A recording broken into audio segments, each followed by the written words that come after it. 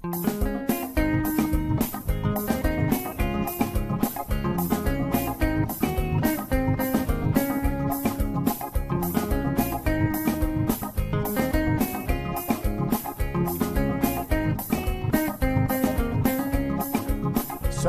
all the time is here with the cold hard truth.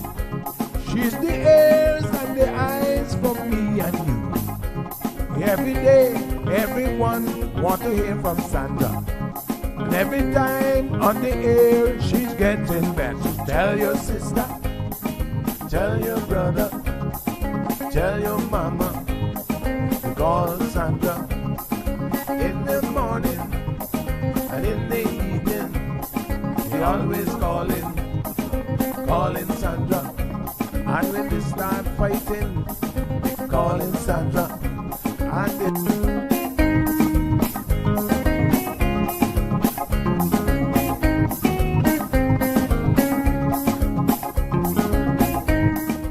That's right, folks. Everyone is telling their mama about the cold hard truth.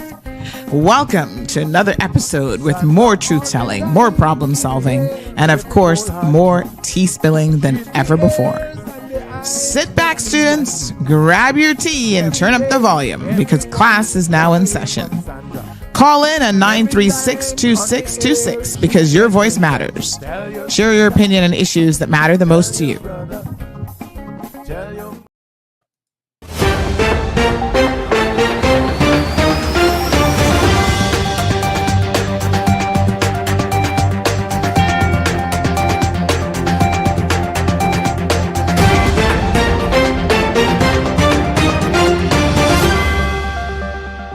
Good morning. Here are your CMR news headlines for Thursday, December 12th. Shortly before 6 a.m. this morning, the convenience store at the four-way stop in West Bay was robbed. The police arrived on the scene shortly thereafter to discover that the store clerk didn't speak any English and was therefore unable to provide them with a statement. CMR assumes that Spanish officers will now be deployed to the scene. Breaking news this morning in a case that has haunted the Cayman Islands for nearly 2.5 years. Police have made multiple arrests in connection with the death of 2-year-old Elicity Azalea Powell. 3 suspects are now in custody following a major breakthrough in this heartbreaking investigation.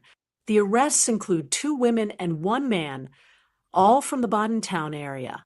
Police have arrested 32-year-old Ivane Watler, 33-year-old Devin Wright, and 26-year-old Chantal McLean. All 3 are currently being held at the detention center as the investigation continues. CMR sources reveal that the arrested trio include the toddler's mother, who ironically was featured last week in another news publication complaining that the police were not communicating with her, and she believed her daughter had been murdered. Ironically, her demands for justice were apparently answered within the week with her arrest. For our viewers who may be remembering this tragic case, young Elicity's body was discovered on July 26, 2022, along the iron shore of Cayman Brac. The toddler had gone missing from her home, with her mother last seeing her during a routine diaper change the night before. The discovery of Elicity's body more than a mile from her home sent shockwaves through our tight-knit community. Since then, there have been continuous calls for justice, and today's arrests mark the first significant breakthrough in this case. The police are hosting a press conference at 8 a.m. to discuss the case in further detail. In shocking court news, a Caymanian airline pilot appeared in summary court Monday facing bigamy charges. William Gonzalez Bodden, currently employed by U.S.-based Breeze Airways, is accused of maintaining 2 marriages simultaneously. The case came to light when Bodden's Caymanian wife discovered evidence of a second marriage while preparing to join him in the United States. Crown Counsel Kenneth Ferguson reports that Bodden married his first wife in the Cayman Islands in December 2012, with whom he shares a 10-year-old child. According to prosecutors, Bodden's move to Dubai in 2018 to work as a captain for Fly Dubai led to a relationship with another airline employee. When this relationship resulted in pregnancy, Bodden allegedly arranged for his cousin to marry the woman to comply with Dubai's strict laws. Earlier this year, after relocating to St. Cloud, Florida to join Breeze Airways, Bodden allegedly married the woman from Dubai in Deerfield Beach. It was this second marriage that prompted his first wife to alert local authorities, who placed a stop notice in place at the Owen Roberts International Airport.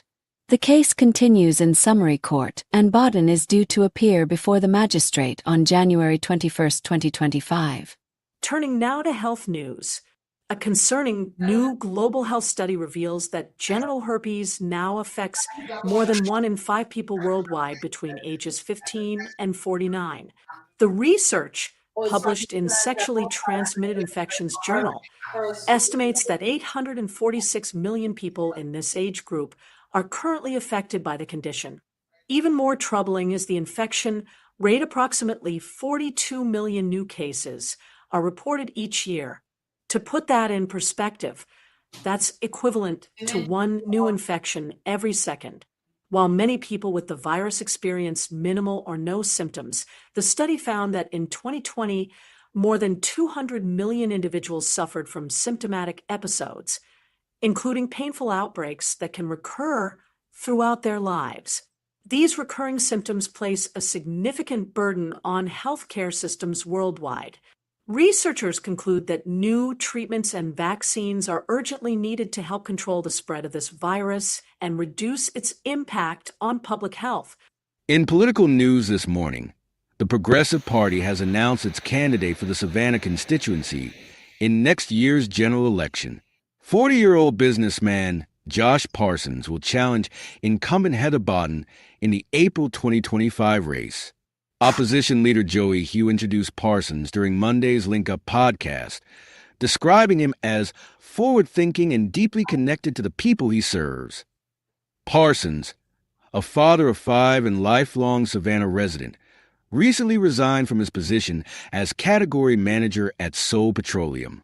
Hugh shared, We went for lunch, and I sat chatting with him, and I felt like I was speaking to myself back in 2012 when I went to speak to Kurt Tibbetts and Mosca Colonel and those about running in the 2013 elections. And I sat across from this young man, and I'm like, holy cow, I literally feel like I'm speaking to myself, 12 years ago. So I'm going to throw him into the deep end here and throw him to the wolves, as they say. The announcement appears to be part of the Progressives' broader strategy to rebuild following their 2021 electoral defeat. The party did not field a candidate in Savannah during the last election when Bodden won the seat by 135 votes over Malcolm Eden. Parsons, who previously worked for Flow Telecommunications and the DART organization, says he hopes to be a voice for young Caymanians and families. While he acknowledges his lack of campaign experience, he expressed enthusiasm about joining the political process. The Progressive Party is expected to continue announcing candidates in the coming weeks as they prepare for the April 30th general election. A Bulgarian national has been sentenced to 19 weeks in prison after Customs and Border Control officers discovered sophisticated credit card skimming equipment hidden in his laptop at Owen Roberts International Airport. Dimitrov Hristov was arrested on November 22nd after arriving on a flight from Toronto when an X-ray scan revealed suspicious items concealed in his computer. Upon inspection, officers found professional-grade card skimming devices designed to steal financial data from payment terminals. They also discovered a separate card scanner and 25 blank cards with magnetic strips, indicating a potential credit card cloning operation. Senior Deputy Director of CBC, Kevin Walton, called it a significant seizure, stating that it demonstrates their commitment to border security and sends a strong message to would-be scammers targeting our islands. Officials note this case highlights the success of CBC's enhanced screening procedures, which have resulted in several major seizures this year. The conviction represents ongoing efforts to protect the Cayman Islands from sophisticated financial crimes. Public service pensioners this morning. Premier Juliana O'Connor Connolly has announced that retired government workers will receive a one-time payment of $500 this December, double the amount given last year. The Premier made the announcement yesterday in the House of Parliament, describing it as recognition of retired public servants' contributions to our nation's development. The bonus will benefit approximately 2,500 pensioners across the islands. Notably, the Premier emphasized that this initiative comes at no additional cost to government coffers. The payments will be funded through HR budget savings, achieved through financial management by the Deputy Governor and Chief Officers.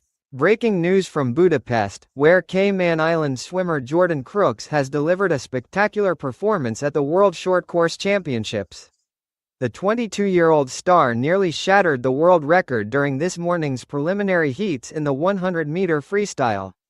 Crooks touched the wall in an astonishing 44.95 seconds, coming within just 11/100ths of a second of Kyle Chalmers' world record.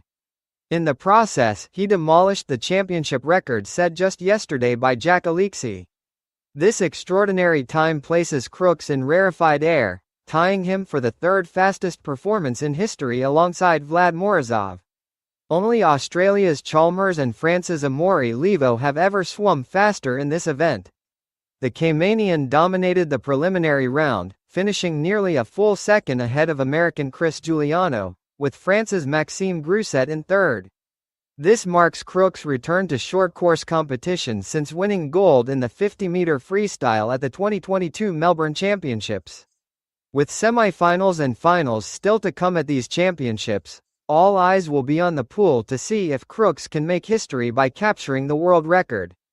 Those are your news headlines for today. Please be reminded that you can read these and other stories on our website and social media channels. Make sure to join the WhatsApp channel for all breaking news alerts.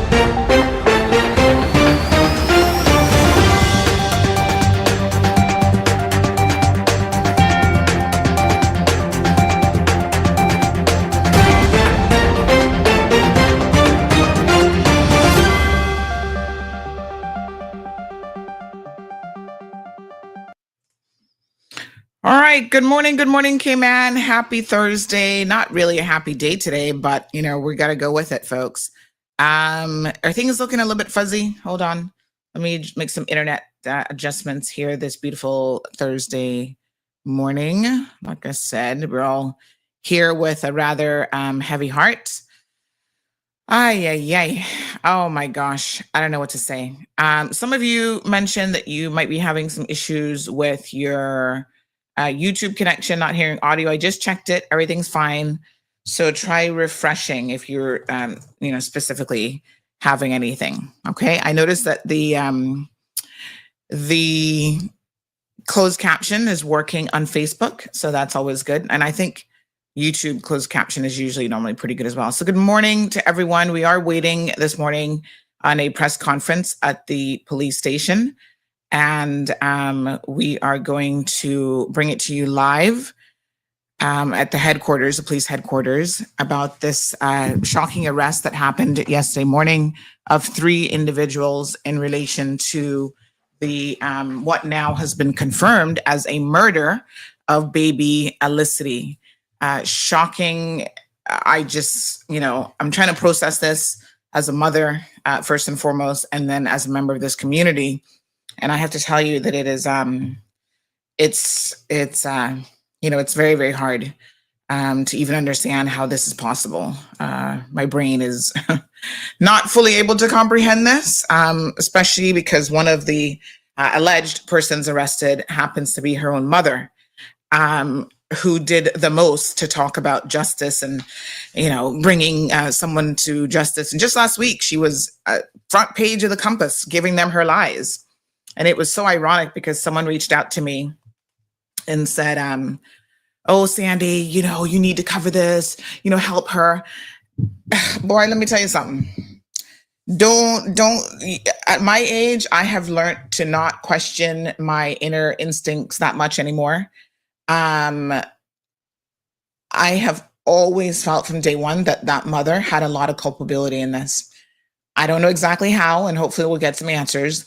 But I have always felt that she was never telling the truth from early on. Even some of her good friends, when we hadn't found the body yet, when they reached out, I was like, something's wrong here. Something is completely off. Like my gut just told me that this just wasn't right.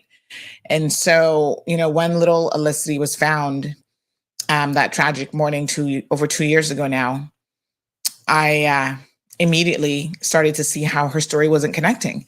And if you guys remember clearly, and you can go back and have a look at this show, where when she did that video, remember the video where she was cursing and going on?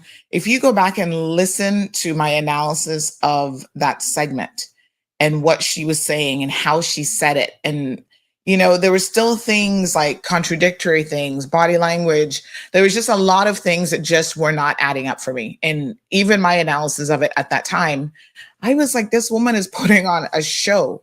There were the full theatrics there. All of the cursing and fake emotions were there to try to convince us of something.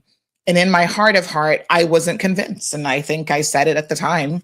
I mean, like I said, you guys are able to go back and certainly listen to that program. But I could feel that she was being very, very manipulative. She was using the fake crying when it was convenient for her. And it was just, it just didn't add up. So a lot of you, we all have questions, to be quite frank. A lot of you have questions. We have questions about how is it possible that, she was trying to hire a private investigator, constantly making these public pleas. But if you ever watch crime, real life crime, sometimes the perpetrator is indeed standing right in front of you. And they're the ones who are like making the biggest plea. Oh, please help me find my wife. And he just killed the pregnant wife and have her buried in the desert or buried in the backyard or whatever. So, they try to do that, narcissist, to throw the scent off of themselves. And I guess to try to make it look like it's somebody else. I didn't read the article last week that somebody sent.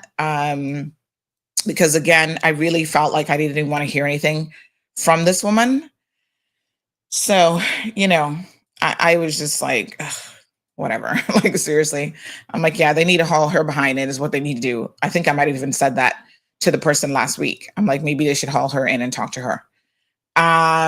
So here we are, hearing that she is indeed one of the persons that has been arrested.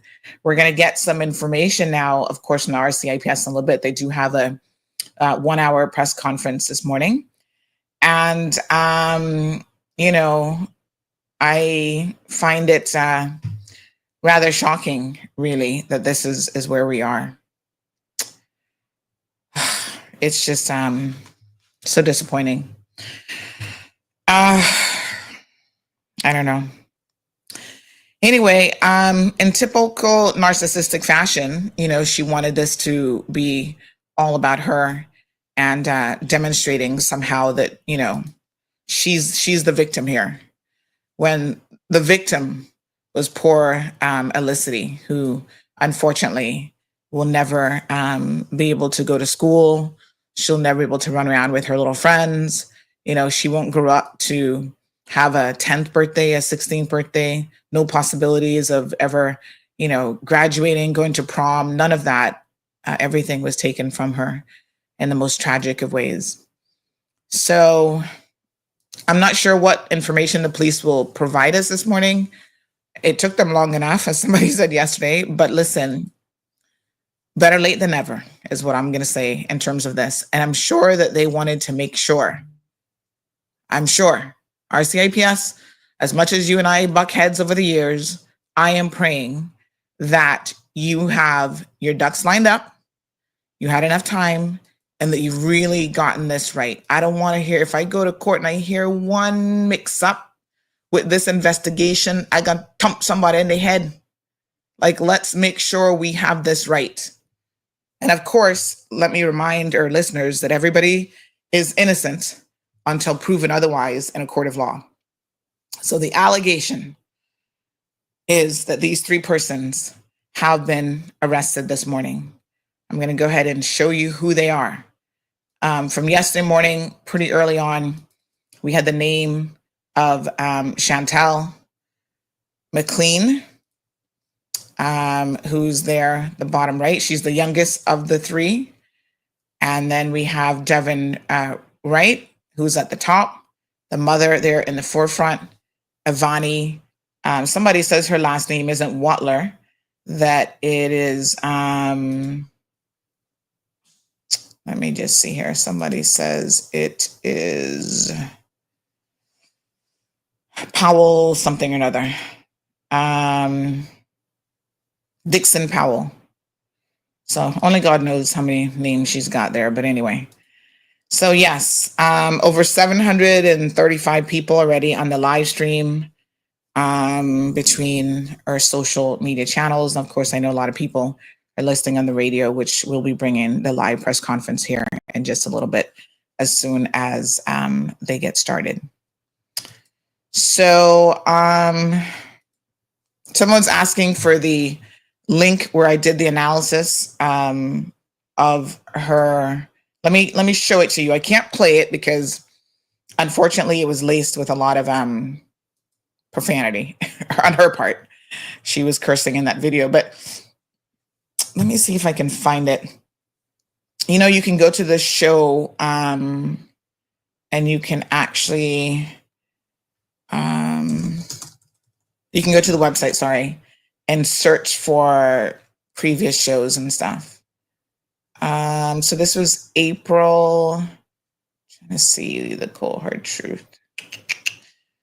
I think this was back in April 2023. Mother believes Cameron Brac child was murdered. So we did that story back last year. And okay, here we go. Video and social media. Oh, her video has since been taken down. Isn't that interesting? Okay, it's either taken down or she blocked us. I'm not sure. It says, sorry, this page is not available. Boy, she's something else. Just give me a minute. I'll try to find it for you. April 2023.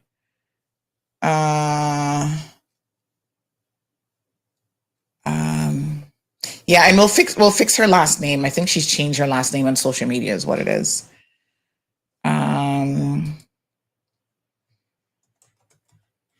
Okay, let me see if I can find it. Ivani, how did you spell Ivani? Yeah, so I was here doing a little search. Let me just see here. I'll see if I can get some help finding it. But I was actually doing a little search.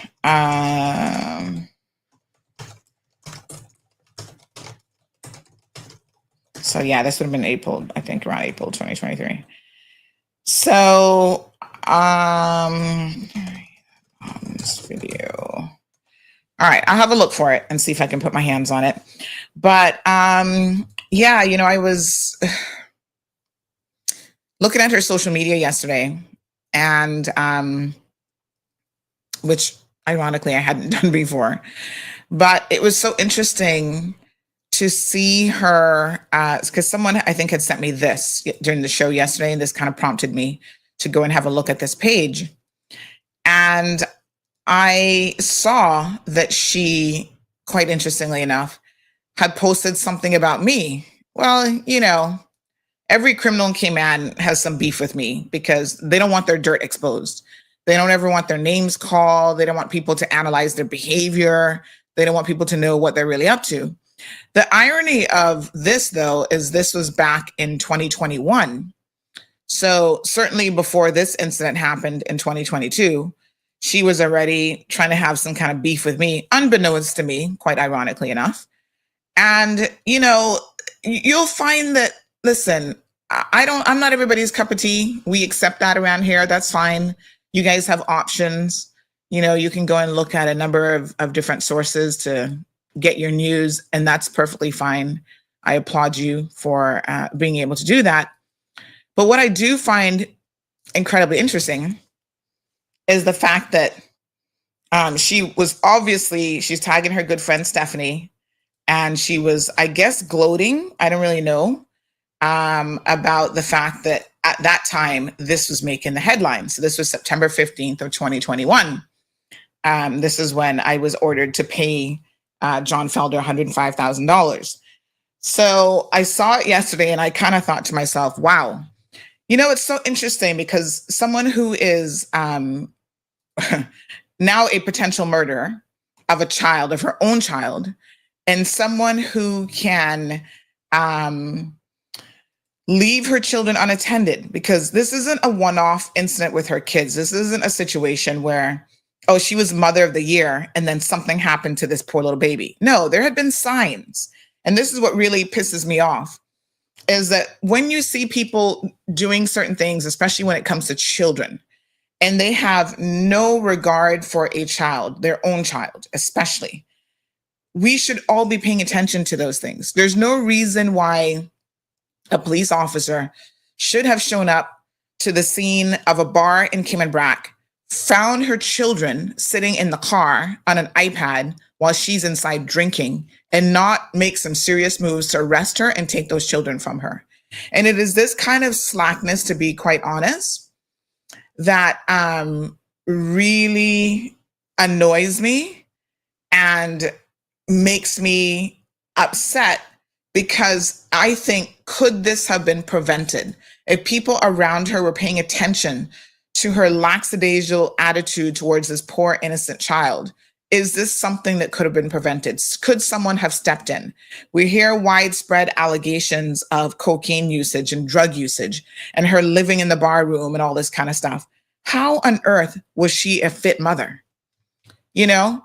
So here she is having time to worry about me, which, you know, she forgot that I actually or didn't care to notify anybody that case was overturned. And now, instead of me owing him $105,000, he owes me $50,000, which he still hasn't paid. But why are you worrying about me in a defamation case when you're like the world's worst mother? Like, I think you have more important things that you should be focusing on, like raising your children and trying to be a better mother. So I couldn't help when I saw that on her page last night, but see the irony of it all. Disgusting. Absolutely disgusting. And those of you who thought, oh, well, Sandy, you going below the belt? Yeah, I'm going below the belt. And hello, do y'all understand the magnitude of what the police are saying that this woman has done? She's lucky that we only going below the belt in that way.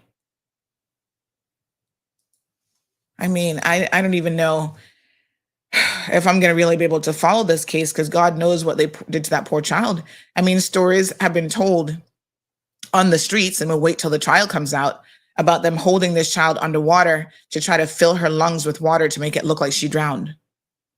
It's just too much. And she's worried about me?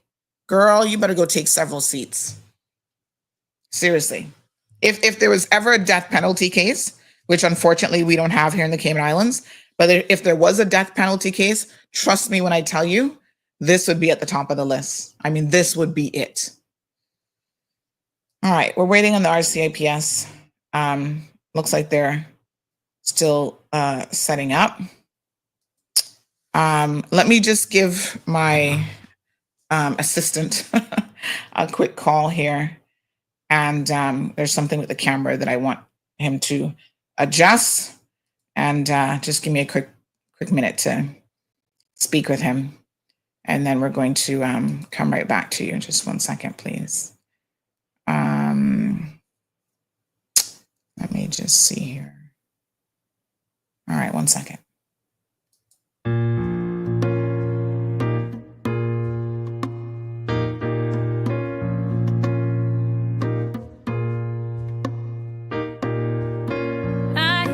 People talking, what are they talking about? This world's gone crazy, and I'm trying to find a way out.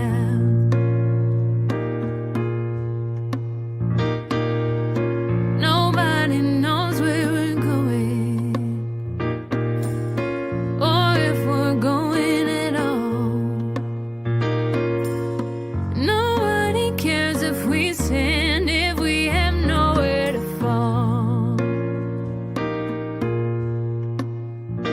It's a singing symphony, playing as the ship goes down. It's a porcelain epiphany, breaking if it hits the ground. I gotta find a way out.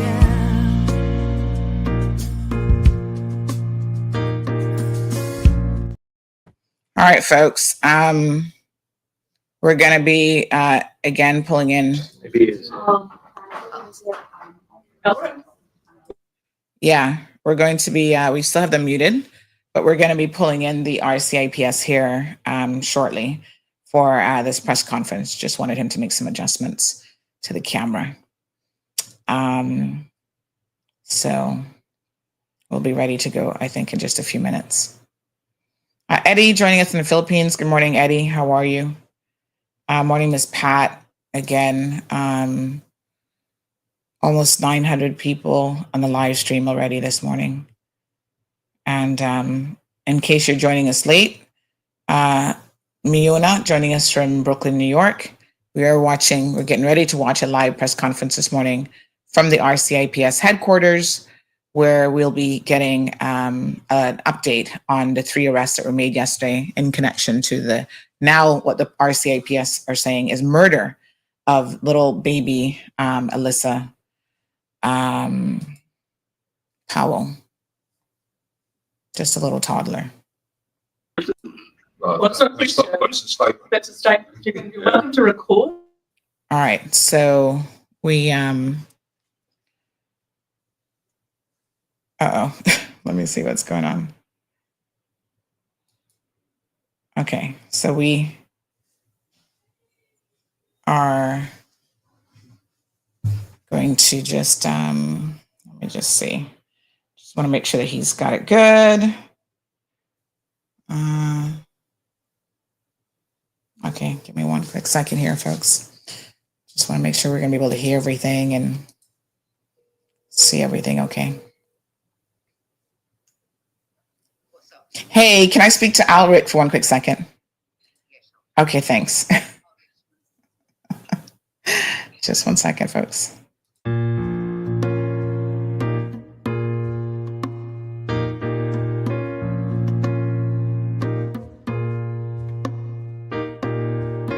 I hear the people talking. What are they talking about? This world's gone crazy, and I'm trying to find a way out.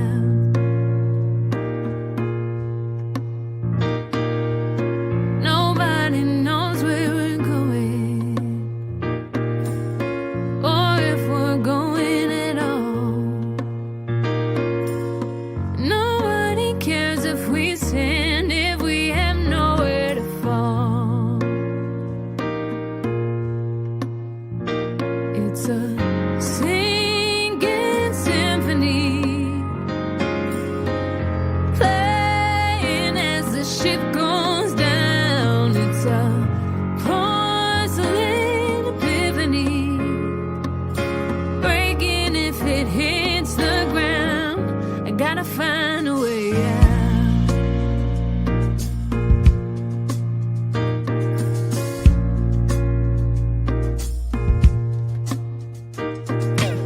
So many questions answered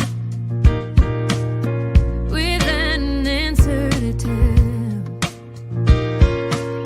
Too many things on my mind for anything to go well. It's a singing symphony, playing as the ship goes down. It's a porcelain epiphany, breaking if it hits the ground. I gotta find a way out. All right, folks. So we're just sorting out a few logistical things. During the press conference, the RCIPS is asking you to please not post any comments. It's not a back and forth interaction with them. Obviously, it's just a live stream. So I'm going to ask you to please, folks, hold off, and I'll put a little ticker at the bottom. During their live stream, please hold off on posting any comments on social.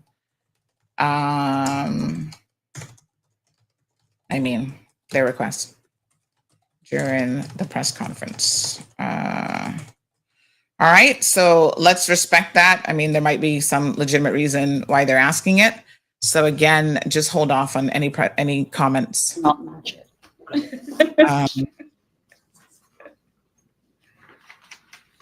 So we are waiting on them to go live here any second now. So no commenting, folks. So yep, let's respect the request so that, you know, we can continue to bring you things like this, because obviously sometimes they're a little bit panicky about how they want things done and we don't always understand it. But nonetheless, let's do it so that we can always bring you, you know, live press conferences like this as and when it's happening. Over 1,000 people now here in the live stream. So good morning to everyone. Jennifer joining us from Cayman Brac. Susan, good morning. Mayona, morning to you. Lavana, good morning to you as well. Kyle is here. Shanir, good morning to everyone who's taken the time to join. Amir, Mix and Stir, good morning to you. Sue Bodden in the house as well. Let's just check audio and see. Potentially if Jodie's back. She's doing radio at the moment. Okay. All right. Yeah. So Outside of the session. We are doing let me just do one more thing. Yeah, so I just want to get like a little clip video. Yeah. Clip. Okay. All right, folks. So again, we're just getting this all set up. Maybe Morning, Miss Rhonda. Aliana is here. Miss Wanda, good morning to you as well. Mel, Miss Bonnie, extend. I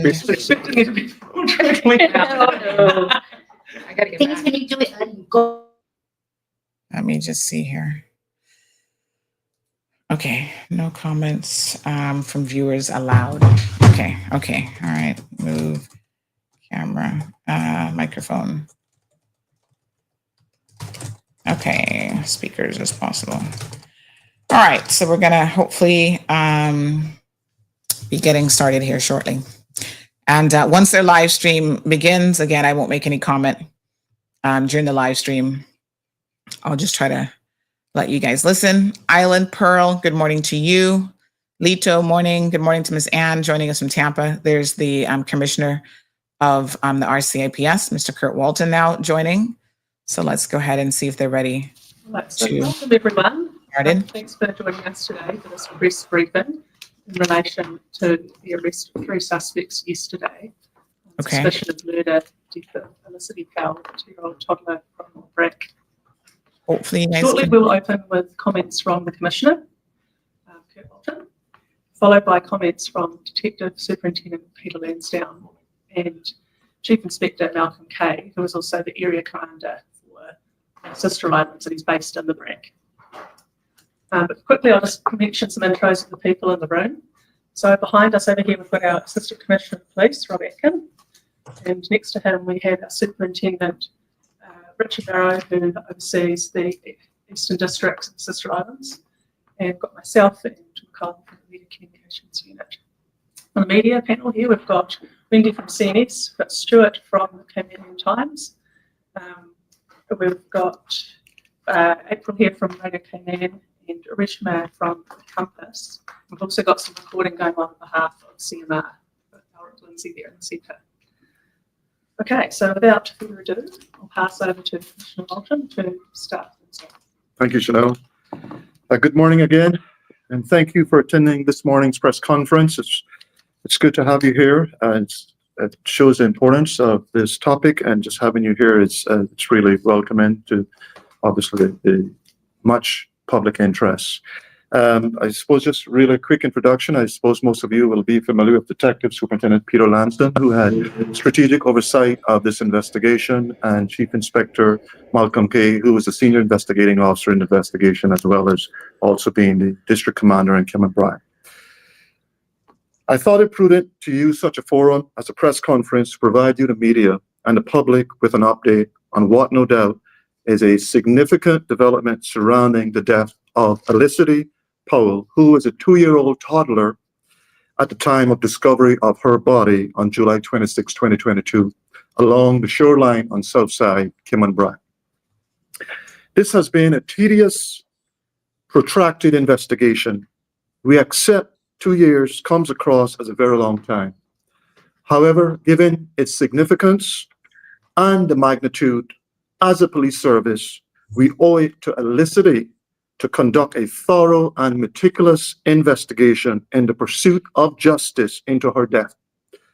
In so doing, required engagement with numerous overseas medical professionals and subject matter experts. This expertise included pediatric forensic pathologists, neuropathologists, professor of pediatric radiology, cardiac pathologists, and other experts specialized in child death investigations. This was crucial because of the complexity surrounding the investigation. I made it very clear during my town hall community meetings in Kim and Brac at the start of my tenure last year that I would spare no expense in pursuit of justice for Elicity, and I meant that at the time of saying it. The pathology report that we are now in possession of shows that Elicity was deceased before she entered the water.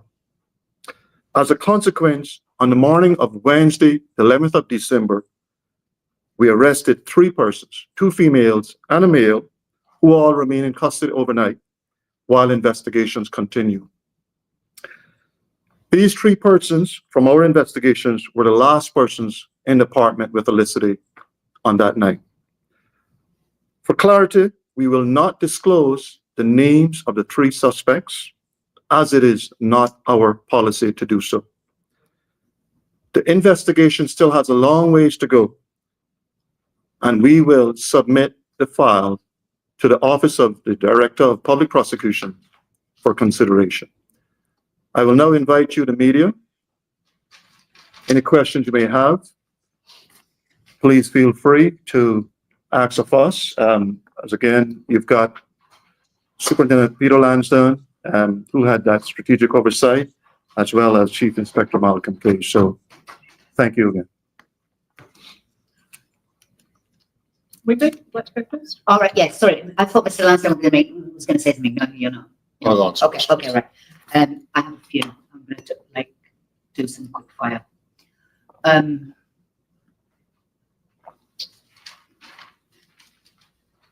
The first one, actually, I'd like to ask is: are they still in custody? Okay.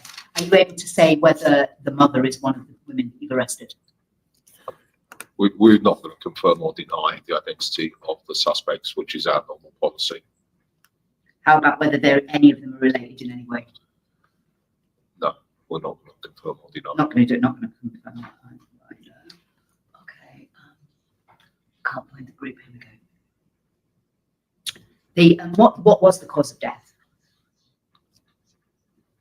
It's the final result from our pathologist is an unnatural death, not consistent with drowning, compression of the neck, smothering, or strangulation.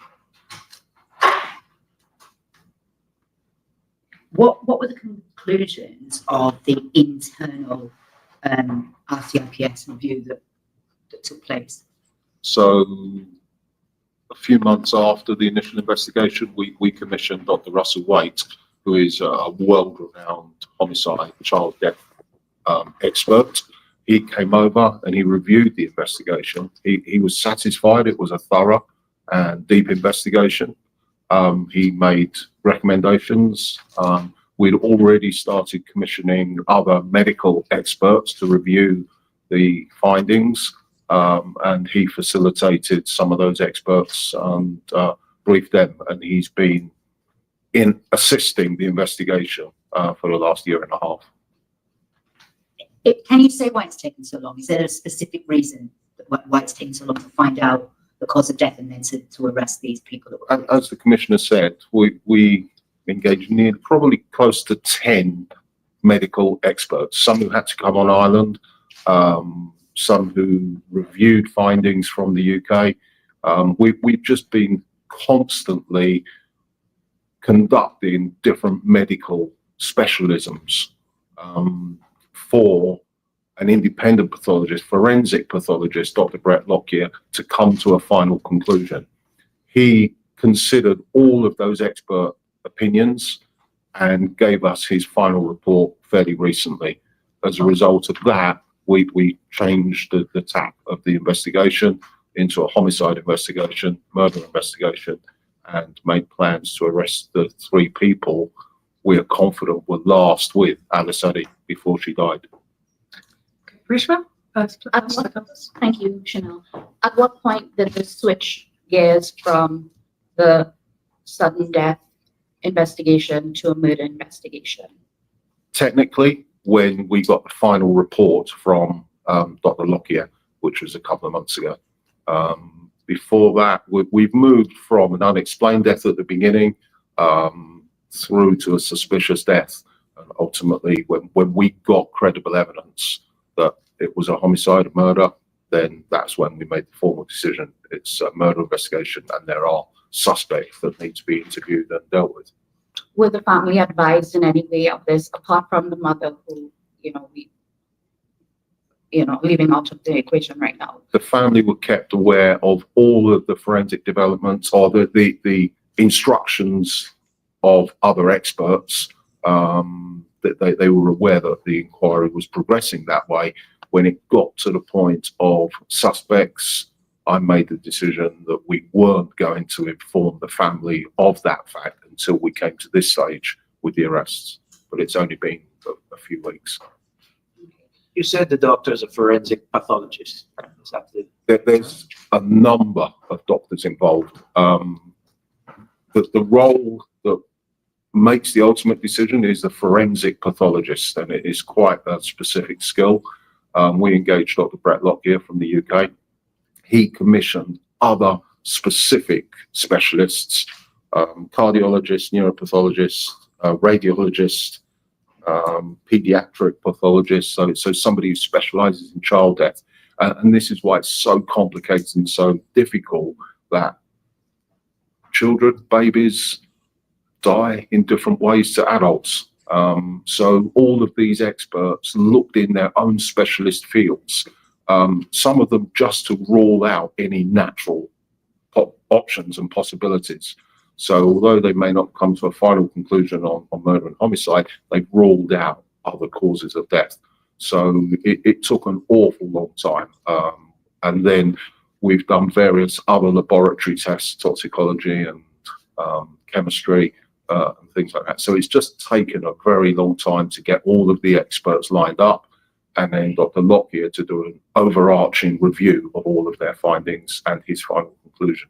Just one other question. The spelling of Dr. Lockyer, just for me. It's Lockyer.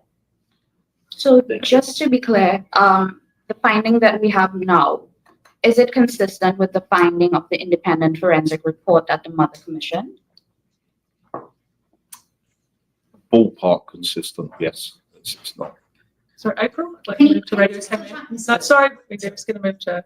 Okay, but mine was going to go much further back. I wanted to get people up to speed on the timeline of things from what happened when we first got the report to now. So if yours is okay, I want to go on something he said, so I'll wait until you finish. I just want to have a sense of basically take us back to the beginning and get us to where we are now. The unfortunate death of Alice Addy was 26th of July, 22. We flew a local coroner out to the Brac in August 22, and they conducted the post-mortem there. The mother commissioned her report in April 23. We commissioned Dr. Waite, an independent pathology, in October 23. It's taken most of 23 and 24 for 5 specific experts and other laboratories to come back with their results and conduct their investigations. And I would think it was probably about 2 months ago we got the final report of homicide and murder. And what can you tell with us about what the call came in between the window of that and what happened thereafter? Malcolm was on scene. I'll leave it with Mr. K. Morning, everybody. So the call came in as a missing child from home at approximately 5:15 on the 26th of July. So the patrol officer was the first to respond. Then got a call, attended the scene along with other officers. We spoke with the family at the residence. We very quickly put together a search party. We got a massive response and a lot of assistance from not just the public, but the fire service.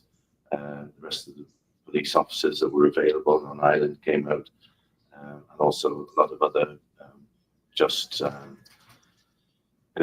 positive people from the community that just wanted to assist and be a part of it. So we conducted a coordinated search, and unfortunately, it was an off-duty fire officer that identified the body and was able to recover her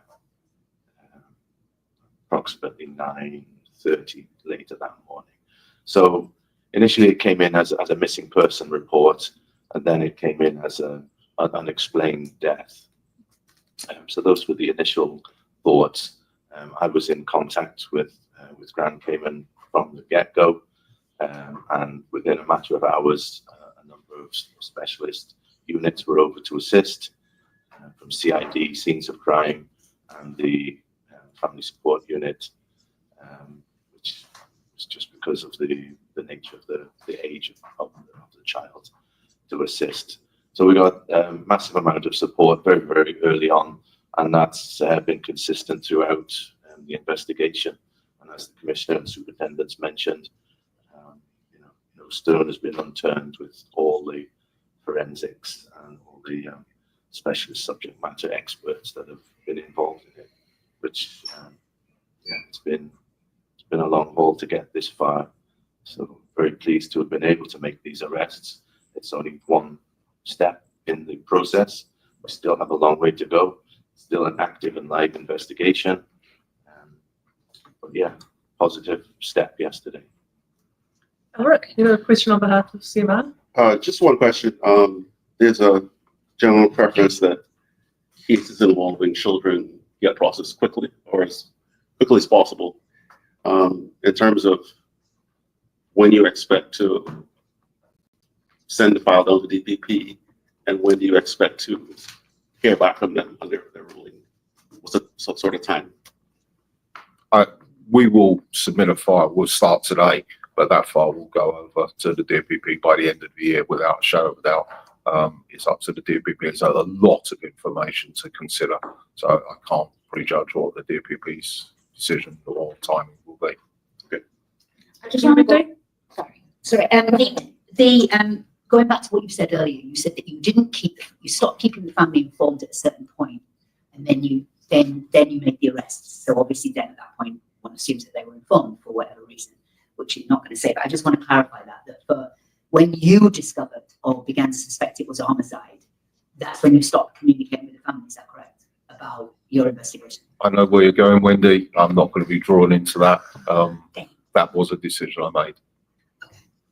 Is there have you considered a motive that you believe is behind the death?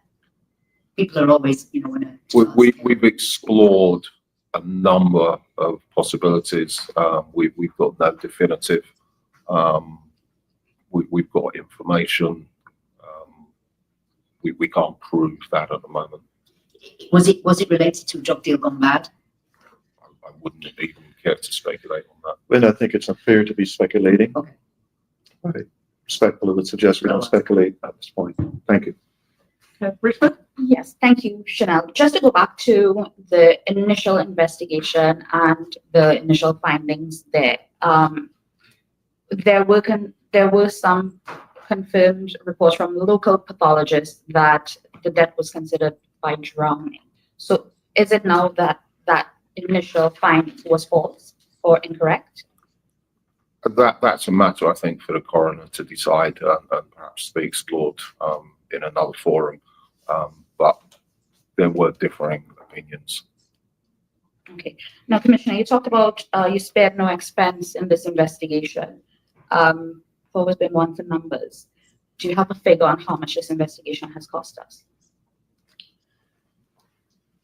I know exactly, but I don't intend to disclose that because that's not what's important here. What's important here is justice for Felicity. That was what important point I was making at the community meetings, that no matter what it required, no matter how long it took, no matter how much it cost, I had every intent to spend what was necessary for justice around Felicity. So I don't intend to discuss what that cost is. That's irrelevant in this case. What is relevant and important is that we seek every level justice for young Felicity. Now, some in the Cayman Brac community, sorry, Stuart, some in the Cayman Brac community have expressed concerns, as you said, about the level of policing there, the attention that's being paid in Cayman Brac. No indictment on you, Mr. K, in any way. Please don't take it that way. But is the police service going to be extending additional support to Cayman Brac? Because there are other cases that are also still unsolved or still in train for conclusions such as this as well. Any assurances that you can give to the Cayman Brac community that equal attention, policing, support will be extended to the sister islands for other unsolved cases?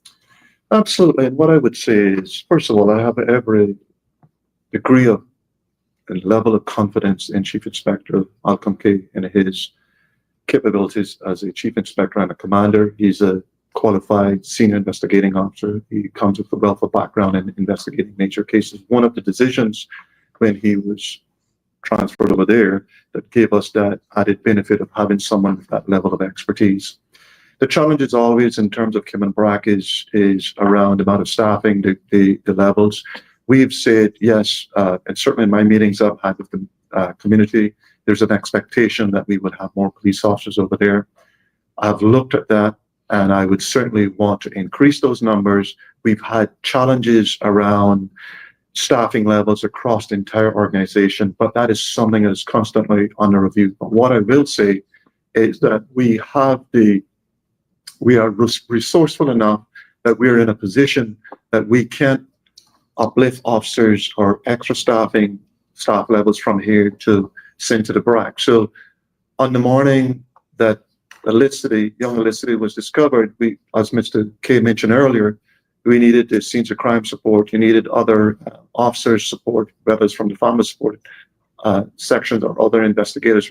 Because of our helicopter and having that capability, we were able to have officers on the ground in quick time. So we do have the ability to resource or to increase resources in the Brac as and when is needed. The other matters you're speaking of in other investigations, it would be helpful to know what those investigations are. I'm not sure this is the forum. I would like to focus solely on what we're here discussing today, which is the death and the arrest around the death of Felicity Powell. So if there are other matters that have been brought to your attention, we would be more than happy to take those, I would say, after the meeting or after this press conference, if that works for you. I'd appreciate that. I appreciate that. And thank you so much. Please don't think that I was being flippant about the cost in any way.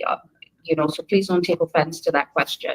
I think what a lot of us would also like to know, we have 3 individuals that have been arrested.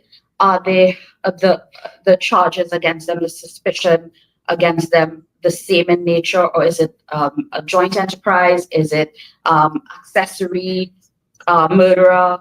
Can you help us to explain this to the public to understand what we are looking at here? I can answer that, sir. Sure. All 3 persons were arrested for the murder of Felicity, for child neglect, and for accessory after the fact, effectively disposing of the body. So that all those offences are under investigation for all 3. They may have differing roles, they may have joint responsibility, but that's the reason we arrest, to investigate. And that's why we're not going to name names. We're not portioning blame or responsibility. We're arresting on suspicion of those offences. I think perhaps I don't want to go back down the same track. And I respect what you're saying, but I do think when we're talking about money and investigations, it is not a negative to tell people how much is invested in trying to do the right thing. Why is that important in a case so significant as the death of a young child? This is just the way the world works. I don't think it's appropriate. You're entitled to disagree. Absolutely. And yes, and respectfully, I would suggest that we don't even discuss expense. What I've made it very clear, because I often, as Commissioner of Police, I've been asked this question at the community meetings and sidebar conversations whenever I'm in the Brac. What are we doing? And obviously, I'm in a position where I can't say everything that's been going on other than to say we are conducting a full, thorough, and meticulous investigation. Sometimes that can be slow, methodical, deliberate, but it's important that justice was for justice to be done for eliciting. What is not important is how much that costs. Absolutely not. Just one question. You mentioned, and I suppose the lawyers among us here probably were thinking when you said there may be some difference of opinion in terms of the actual cause of death, that some defense attorneys may want to jump on that. What makes Mr. Lockyer's determination the weighted more than the previous? Can I just, because what I want to be very careful of is that we don't get ourselves into a situation where we're discussing cause of death. That's not why we're here today. We're discussing the fact that we've got a pathology report. That pathology report has led us in a certain direction. As a result of the contents of that report, it has led us to arrest 3 individuals. And I think that's what we need to stick with. If we start to get into the details and the granular details around causation, whether that be breakage of causation, then you're getting into legal issues that this forum is not about. This forum is merely to provide you as an update in terms of the investigation, where we were, where we're at now, and where we intend to go. And it's unfair to be discussing in a forum like this respectfully about causation. I don't think it's appropriate forum for it. There's a court of law, whether that be the coroner's court or at some point in a criminal trial, and I'd rather it remain that way. Please. With the greatest of respect, it's not. I wasn't really getting at causation. I was just wondering what the report that we've received now obviously has changed the consideration. I'm saying, why is the merit of this particular report sort of more embraced, being more as opposed to the one previously? Yes, and that's a fair question, and I accept that. What I will say as regards to the report is we are confident in what's in the report. This is a world-renowned forensic pathologist, and what's stated within that report, we're fairly confident that it's put us in the right, send us in the right direction. And as all professionals, including ourselves, you've got a trained senior investigating officer with numerous major crime investigations that he has done in the past, similar to Mr. K. We all have a professional responsibility where we have, even within the policing profession, we have critical friends where you have your own, an independent SIO, senior investigating officer, will come in and critique your own investigation, because that's across the policing world as well as it is within the medical professional world. So I think it's only fair to say that we needed to look, other than local, we need to look international as well. So that was the position we've taken. Thank you. I just want to jump in. Sorry, Wendy, just one thing. This has been a really tough incident for the entire country. Absolutely. This has been really heartbreaking for the community in general. And the weight of it shows on the faces this morning. I just want to ask you, coming to this conclusion and seeing this report, how difficult was it for you? What was the impact from an investigator, from a commissioner, from a law enforcement perspective? And you being from the Brac as well, that community. Well, as a police officer, it's when you see a report like this, it's really it really strikes straight to your heart. And I suppose to add a bit of personalization to it, as a father myself and having, raised young children and toddlers, it's really, 35 years of policing has really taught me that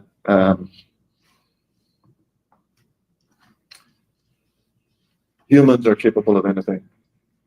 And it's unfortunate that we are sat here today speaking about a situation where we've got a young child who, from all intended purposes and from a report that we are now in possession of, was deliberately, it's not deliberately killed, so to speak. So, and that's based on the report we've got. So it's unfortunate. It goes straight to certainly to my heart when you read the report and you see certainly pictures and the like. So it's really emotional. You do your best to maintain professionalism despite the emotional turmoil inside of you, so to speak. Yeah, just actually, going back again, sorry, because it's not clear there's a conflict. Did the first inquest conclude that the baby had drowned, or was it inconclusive, the first inquest that you said? They're not The coroner was sent over to the Brac immediately. Yeah, it's not an inquest. The inquest is at the coroner's court. We haven't got to that stage yet. It was a pathology examination. So the pathology examination, the very first one, did that conclude it was a drowning, or was it inconclusive? That's where we seem to have a conflict. You said earlier it was inconclusive, and then you said it was a drowning. I'm not sure I use the term inconclusive. It came to differing conclusion to other pathology. I can just jump in there. So inconclusive, in other words. So nobody's saying inconclusive. It's a medical opinion. The first. So the medical opinion of the first one was what? Drowning. Medical opinion. We've discussed that, okay, and I think the commissioners have already explained. So did that delay, do you feel, as officers, the investigation? No, I don't think there was any delay. I think with the timeline, as we have discussed, and we are going back a little bit here, we did the initial post-mortem, we got those findings, we did an investigation review. From that led us to bring in other subject matter experts, which has led us here today. I don't think we need to go back over and over again. Anything further will be brought up, as the Commission said, either in a coroner's inquest or criminal court. And can I just clarify, the team that came from the UK, there was a press release came out last year about the team coming from the UK, that's the same one, because I asked about the review, because I believe that you did, the timeline was that there was a review of your own case, then the British detectives came. No, you've got a very skewed view there. We didn't bring an investigation team over. We brought a number of specialist forensic examiners at various times. So that there was a team of people involved in the investigation, but the investigation has sat purely with RCIPS, with detectives, family support unit, protective services, and officers on the Brac. We've just brought in specialist advisors as and when necessary. So basically what we're looking at, it was the forensic experts that led you to this conclusion. Right, okay. Thank you. And it just took the time that it took. That's the execution. But I think, Wendy, it's important to know that this is a RCIPS-led investigation. That's important. What we have done is engaged with a number of medical subject matter experts in child death investigations. But this all along has been led by RCIPS. And yes, we did have a review by Dr. Russell Wake, who looked at what we had, the investigation that we had conducted so far at that time in 2023. Okay, it's quarter to 9, so we've got about 15 minutes left. Are there any final questions from the panel? My question is, what's next? Yeah, let's go. Yeah. Alric, you got a question? I'm just hoping this is not reaching too far into the court. But I was wondering whether and if you had any proposals that would probably assist the whole process, from arrest to conviction, in terms of the number of mitigating factors that benefit suspects. So what I'm getting at is a lot of times when there's an early guilty plea, when the person has good character, all those things are normally taken into account at sentencing. Would you have any proposals of any changes in legislation which would reduce some of those mitigating factors so that when people are convicted, that they really receive the punishment that is appropriate? Well, I think first of all, as a police service and as investigators, their job is simply to establish the facts. We go on an ethical investigation and we look at the facts. That requires a whole lot of engagement with experts, and we present facts. We are fact finders, so to speak. We present those facts, and those are considered by the lawyers, the legal experts, in this case, our prosecutors, who will look at those facts, examine the facts, and determine whether or not there's sufficiency of evidence and whether or not that sufficiency of evidence is sufficient to prefer charges.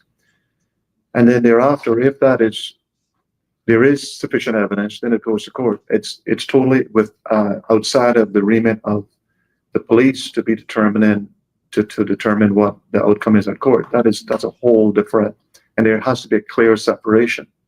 And there's a clear separation in that for obvious reasons. If there are any issues in terms of legislation that we see, maybe that there are gaps in legislation, for instance, and it comes to us as practitioners, we raise those to our Attorney General's chambers, that we have noticed certain caveats in laws. And that's because we come across these practices, but there's no way we can even step into the court and discuss the processes there. That's totally outside, and the judiciary must remain independent. It must remain independent. So we have absolutely no say in that process. Rightfully. Thank you. Sorry. I just want to go back to the breakdown that Mr. Lansdowne, Chief Inspector, Superintendent. Sorry, I've known you that long.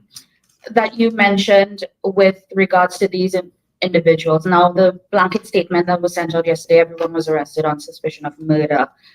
Is it that, can you help us with maybe like a breakdown? Like, I know we can't give names, but we do have by gender. Are the women suspected of the murder, the child neglect, accessory? Is there any way that you can help us? Because naturally, we are a small community. The speculation is already out there. We've been very guarded in how we approach this case, working in tandem with the police, given the nature of the investigation as well. We want to remain guarded. It's sub judice. It's not gone before the courts. It's not gone before the coroner. We've probably gone further than we have in other cases. Understood. Because we understand the sensitivities of it. But the three people, we're confident were the last three people to be in contact with Elicity before she died. So those three people, we're trying to establish exactly who did what and what their individual roles were. Understood. Thank you. Mine is actually what Wendy was saying is, can you just walk us through what's next? So we'll continue the investigation into the three people that's still in custody. Depending on the outcomes of that, we'll either push a file to the Director of Public Prosecutions. That can be a urgent, quick decision file. I anticipate in this, with the volume of material, it's going to be a slow, methodical examination of all the facts of the stories. So if that's the case, almost certainly we'll be bailing the individuals pending other investigations and outcomes. DPP then makes a decision. If it's criminal, it goes before the criminal court. If it's not criminal, then it probably goes before the coroner's court.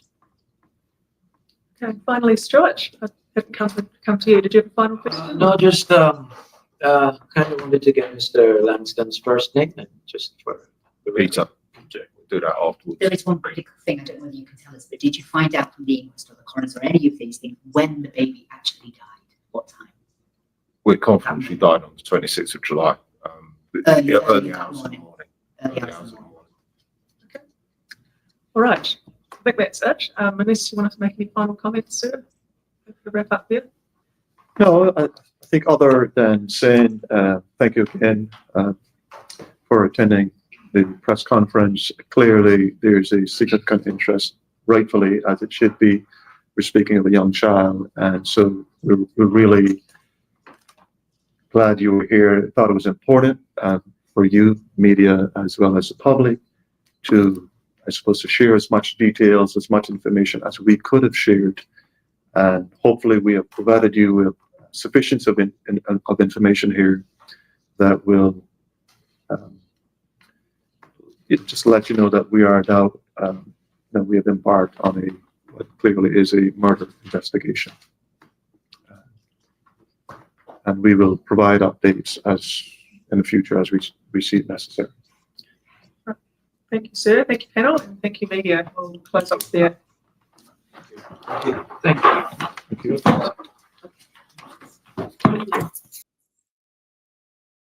All right, folks. So again, if you're joining us late, thank you guys so much, and lots of interest, obviously, in this press conference this morning. I see lots of people on Instagram, at one point over 255 people, and Facebook and YouTube, pushing 1,300 individuals this morning listening to the program. Wow. Okay. So we did get some additional information out of the press conference, and I want to thank the RCIPS for having it. As they said, this is obviously a case that has garnered a lot of interest, rightfully so. And it's also, a case that we do have a lot of questions, and they're not in a position to answer all of them. We understand that from an investigative perspective. I appreciate them having the press conference and telling us what they could. So the RCIPS, they're not prepared, and this is their policy, and they changed this policy a number of years ago, actually. I think even before CMR was around, one of the former commissioners changed it, and they've maintained it that when they arrest someone, they don't, and probably the vast majority of cases, they're not going to name the individual. When they get to court and then they're formally charged, then they name them. But we can tell you here at CMR, obviously, we try to work with the police where we can, but we don't follow their rules necessarily all the time. They have their internal rules and internal processes. We try to balance that, and it is a bit of a balancing act sometimes with what the community, in our opinion, needs to know. I think you guys are relatively mature adults and you can figure things out. And so what we know is that these three individuals, including the mother of the child, Evanye, what's her name now? Dixon Powell, Devon White. Is it White or Wright? I think it's White. And the young lady at the bottom, her name is Chantel McLean. So these are the individuals that you see there. We have on good authority, are the ones that they have arrested and have in police custody. One of the questions is whether or not they'll get bail. Like all cases, they are entitled to bail by law. There's very few instances where an individual would not get bail. Now, I know you guys are thinking, oh my God, the severity of this, how could they possibly get bail? There are things that the court will look at when it gets to that point. At this particular stage, they're just arrested and no charges have been laid. So it certainly depends on how long the RCIPS take to get the file to the legal department. So in every jurisdiction, things are done a little bit differently. In the United States of America, for example, by the time they get an indictment, which is normally a jury that looks preliminary at a file and they make the determination that there's a case to answer. They move the process forward. Arresting and charging basically happens in the same swoop. In the English legal system and here in Cayman, they're two very distinct sort of steps, right? So a person is arrested first. The arrest simply means that there's a suspicion that they have done something. What the police then do is they prepare the file, and the file is sent over to the legal department, and then the legal department makes a determination on whether or not they are of the opinion that there is a criminal case that they can move forward with. And there's a lot of different things that obviously will go out, in relation to that. And a lot of factors, my apologies, that will play into that decision. They will look at the police investigation. They're supposed to, if they have any questions, if they see any gaping holes that could make a prosecution difficult or impossible, they will then revert back to the RCIPS and say, hey, we've got questions. We need you to do this. We need you to do that, before they then proceed with charging. If they feel like they have an answerable case, then they proceed with charging the individuals, or in this case, individuals or individual, right? So the DPP will instruct them. And then once they charge someone, the matter is then taken to court, and the court will determine whether or not those individuals should get bail. So most people will get police bailed until that kind of interim process happens where they complete the file to send it to the legal department. So I suspect that they will get bail. Now, when it goes before the court, and it does depend kind of on how quickly they get the file. They said before the end of the year. Well, that's just a couple weeks away. So it will certainly, it'll be determined on how quickly they get the file to the legal department, how quickly legal then makes the ruling. This looks like it would be quite a substantial investigation, quite a substantial file that they're going to be sending over. I'm sure the head of the DPP himself will probably review this file because, this is quite a serious allegation or quite a serious case. So we will, proceed with definitely keeping you guys up to date on whether they're granted bail, if and when, and so forth. Now, I see some comments on Instagram. There's a couple things that I do want to discuss. Some of you are on Instagram making jokes. I don't know what you would think is funny about this allegation. Even to be accused of doing something this horrific is the most disgusting thing in the world. I mean, seriously. And for you guys to be worried about things like, oh, well, why are you naming him? Why are you giving out his last name? Listen, come off my live feed this morning. It's not 9:30 in the morning, so I can't cuss you out, which is what you deserve. Just do yourself a favor and do me a favor and do the rest of us a favor and just come off the live stream. We can't live in a community where you guys are more worried about alleged criminals and some convicted criminals and protecting their identity. That's why in this day and age, we still don't have a sex offenders registry, because all of your uncles and cousins and some of you yourselves who are child predators and child molesters, right, know that you'd be named and put on that registry at some point in your life. You guys are more concerned about cloaking people up and hiding people's identity as opposed to anything else. Not today, Bobo. Don't come with your foolishness. All right? Once we know who it is, yes, we're going to name names. That has always been our MO from day one. If you don't want your name named, you know what you do? Don't kill people's children. Don't rape people. Don't murder. Don't steal. Don't rob. Stay out of the criminal court system and you won't be named. And everybody knows exactly how this process works. You're innocent until you're proven guilty in a court of law. But let's be very, very clear here.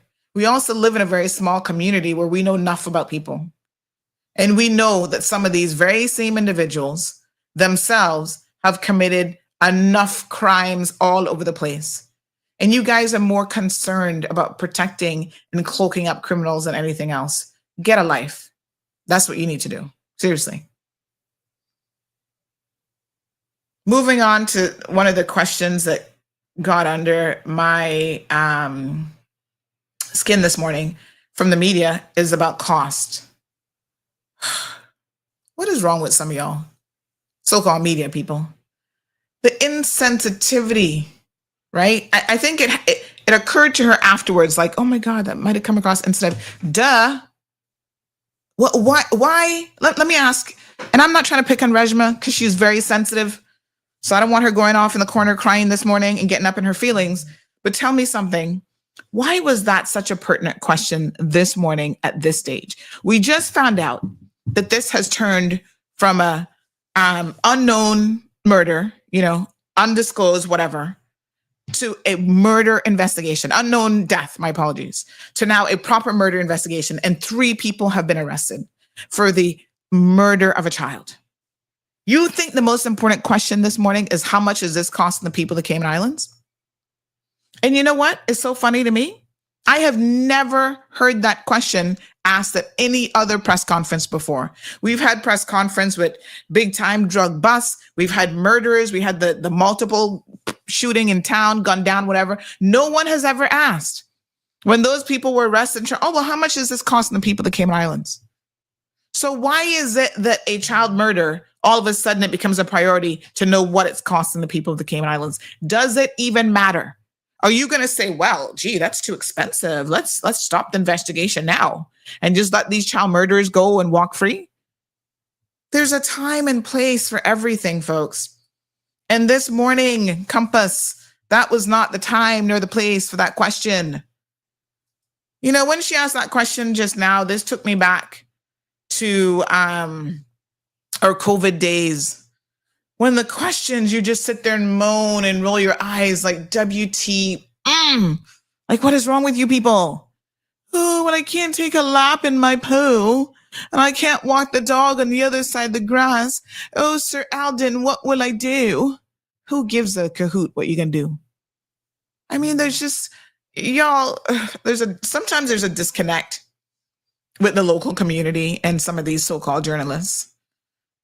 She wouldn't even ask that question if she knows the average Caymanian, the average Jamaican, the average Caribbean person, which she's supposed to be Caribbean, but we don't care how much it costs, okay? We just want justice for this baby. That's the most important thing. And for the rest of the family. And then April joined in. I'm like, April, what are you thinking? What? That's just how the world is. Well, yeah, but the world also knows that there's a time and place for everything. That's not something you need to ask you in a press conference. You know what? Email that question in and then try and do a story on it because you think the people that came out care about the cost of the investigation. Maybe you'll get a few likes from the story. I don't know. We don't really care right now in this moment. That's not what's on the minds of people. And it just absolutely runs people the wrong way, rubs people, my apologies, the wrong way. When you start to ask those types of questions, I mean, my phone started to blow up immediately. Like, what the heck is wrong with this woman? I don't know. Heave. I think that's how you put it. So the cokeheads in here trying to defend their cokehead friends arrested. I mean, I just don't have time for it. Like there's something inherently wrong with us as a people when we have time to make excuses for people. And I don't really care, who they are, whether they're family, friend, foe, whatever. When they're in the news and they're mixed up, name them. Y'all see, my nephew was put in jail the other day. Name him. He get named just like everybody else. Name, photo, everything. Nobody gets a pass around here. It is what it is. Right? Do we not have a right to know who these people are in our community? I think we have every right to know. Some of y'all mothers, y'all should be paying close attention. Because when the details of this come out, and hopefully we'll get more information about why they ended up killing this baby. Sounds like the baby died from strangulation from what they're saying, either smothered or strangled, right? When we find out, well, why would anybody do that to a 2-year-old? What the hell? Y'all will hopefully start to make some better decisions about who you have hanging around your children. People are a risk. Some people are an inherent risk around children when they're coked up and on drugs and this and that, they are a risk to your child. Everything from abusing your child physically, mentally, sexually, to right down to potentially killing your child. Do not expose children to certain types of people. I'm sorry. And I don't really care now who that person is. Like, oh, that their uncle or their father in jail. I don't care. My philosophy is you go on and get yourself mixed up in drugs and alleged gang activity, and you have a child with me, because obviously I hit my head, made a bad decision at some point. You have forfeited your right to have access to this child. And you know what? I don't even need your child support. I'll be out here in these streets hustling and doing it on my own. That's the mentality you mothers need to take. Stop bringing these no good so-called men around your children, because all you're doing is putting your children at risk and allowing them to see a lifestyle that then they're going to grow up in, because that's the example. Children live what they see. And when they see this kind of dysfunctionality and this sort of mess, that's what they're going to grow up to be, gangbangers and drug pushers themselves. We got to do something about the narrative around here for real. This poor child. I mean, I can't even imagine. Who can put their hands around the neck of a child or smother them with what? A pillow, or, you know what I'm saying? This is like a different kind of evil, like for real. This mother is sick. And they knew she would have known what happened to this child. And here she out in these streets pretending, talking about she's hiring her own investigator. Oh, I know my child was murdered. Now, of course you knew your child was murdered. Now, ironically, you arrested as one of the murderers. Wow. The cover up. Moving the baby. I told y'all from that night, I'm like, there's no way that child walked. How the hell did she get from that house a mile away? That not happening. A 2-year-old is never, ever going to do that. Oh, it's a new apartment. There's only one door in and out kind of thing. No, the child not doing that. If the child is afraid, the child's looking for mommy. Where's mommy? Let me go find my mommy. That's what that child would have been doing. The whole thing was made up. The whole thing was a lie. She tried to pretend like she was the victim all this time. And for those of you who were believing her, I feel sorry for you, but I never believed her. Nope.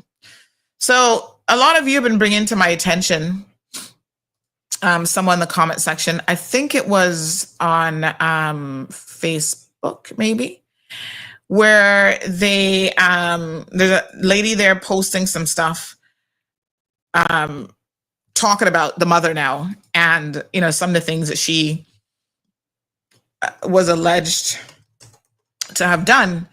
So unfortunately, I can't, I don't know her, but what I can say is that what people say, and I mean, people say all kind of stuff about people. So sometimes you take it with a grain of salt, and, other times, that, well,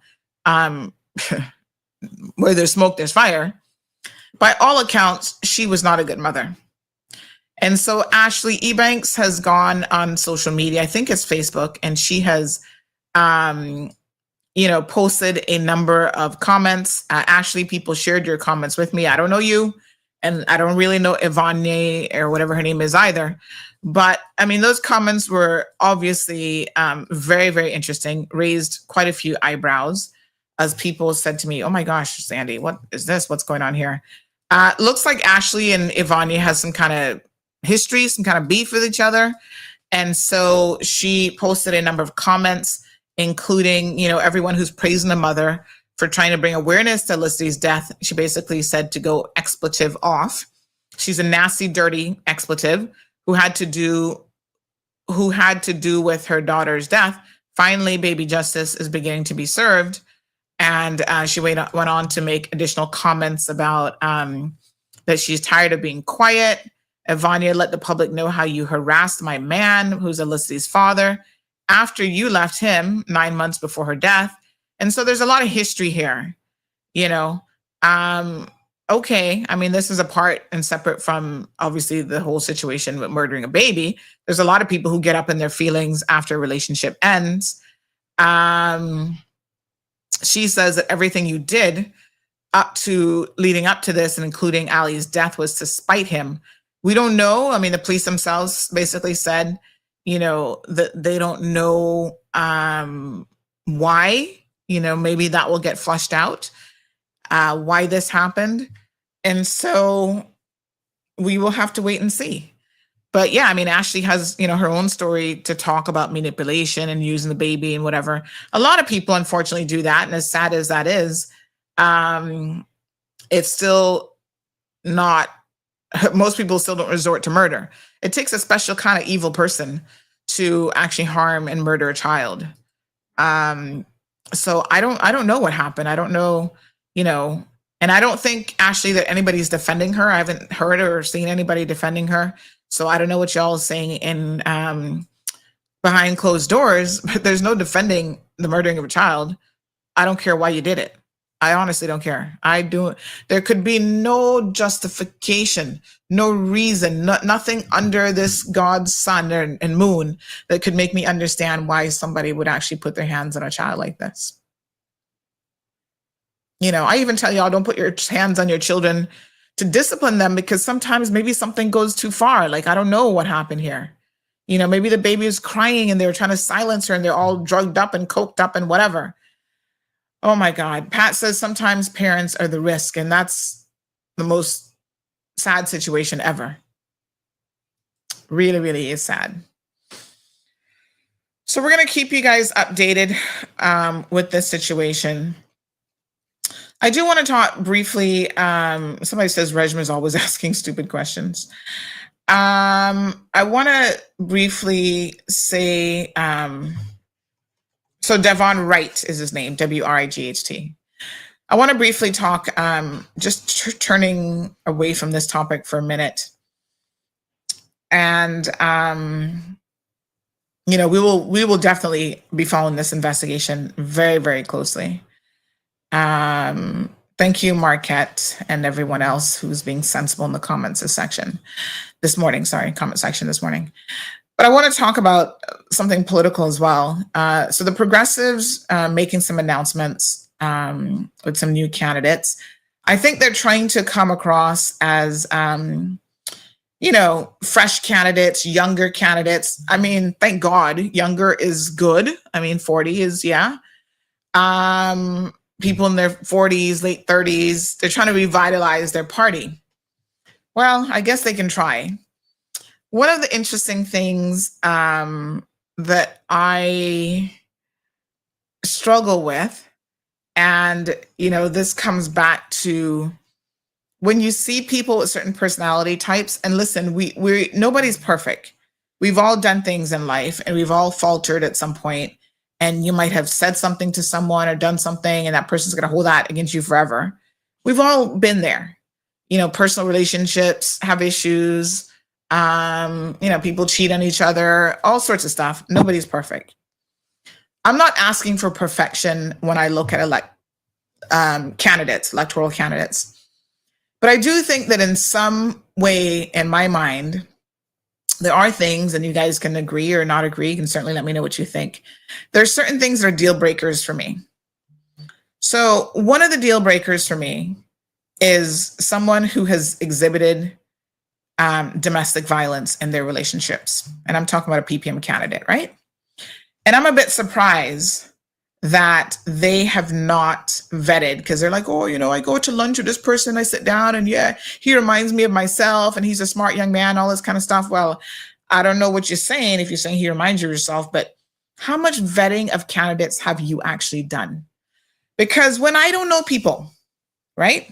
And there's a lot of people in Cayman that I don't know. People think they know me, they know of me, whatever. I see people around, but that don't mean that I know you just because I see you around.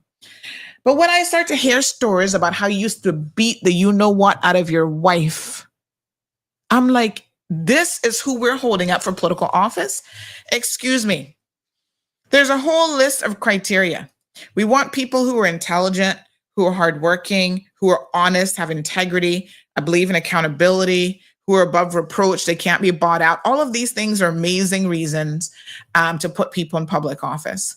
But as a woman, especially, when I know how significant domestic violence is in this community, how as women, I want y'all to see me carefully now and listen to what I'm saying. We can't move the needle forward with certain things in this country because for far too long, we've had men elected to office who don't care about our issues as families and as women. And we have women in there who they're just in there to do what the men tell them to do, right? So they don't have the gumption or the balls themselves to stand up and say, you know what? We need better legislation around domestic violence. We need better sentencing around rape and sexual abuse. We need to protect your children. We need that sex offenders register. We need to start pushing for all of these things. They just toe the line. Julie's a man and a woman in a skirt. You know what I'm saying? She just, whatever the men go along with, they don't care about women's issues, things that specifically, because listen, the things that impact women in this community, okay, impact our children, and by extension, our families and everybody in the community. So it's not just about domestic violence is only a female issue. Men have to be concerned about domestic violence as well. So if someone has a history of violence towards women, do you guys actually think that that person is a good candidate? I don't care in business what they've accomplished.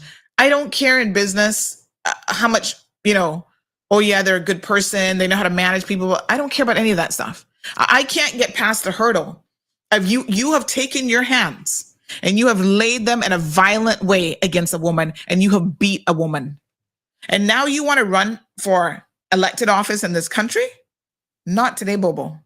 And you see, I can't know those things and sit back in good conscience and allow people like that to come forward and, pretend like there's nothing going on here.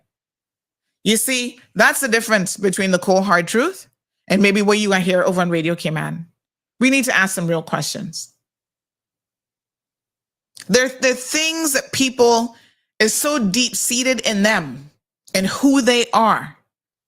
And if you elect someone to public office like that, they become the next McKeever Bush. Because they already got issues. And heaven forbid they get in there, they get a little bit of position and they get a little power and that goes to their head. You have someone who becomes invincible like a McKeever Bush. He thinks he can put his hands on women. He thinks he can, drink and drunk driving and all kind of stuff. And nobody does anything about him.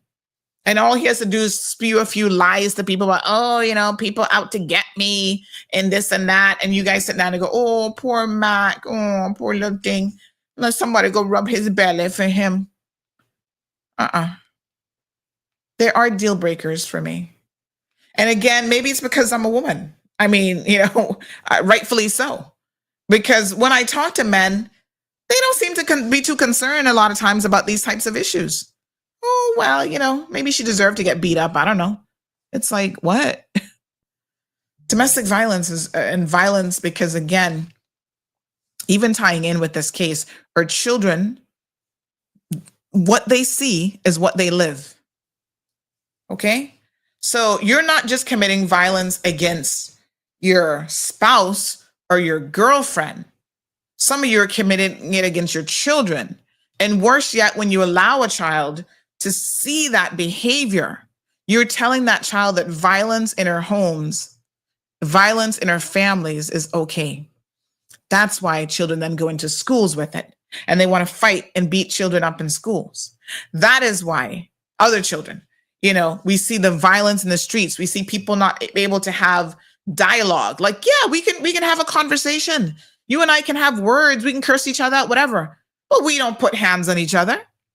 It's gone too far. Property manager says, kaboom, Edna Moyle would have a real woman, a real representative of women, people of Cayman on a whole. So I don't know.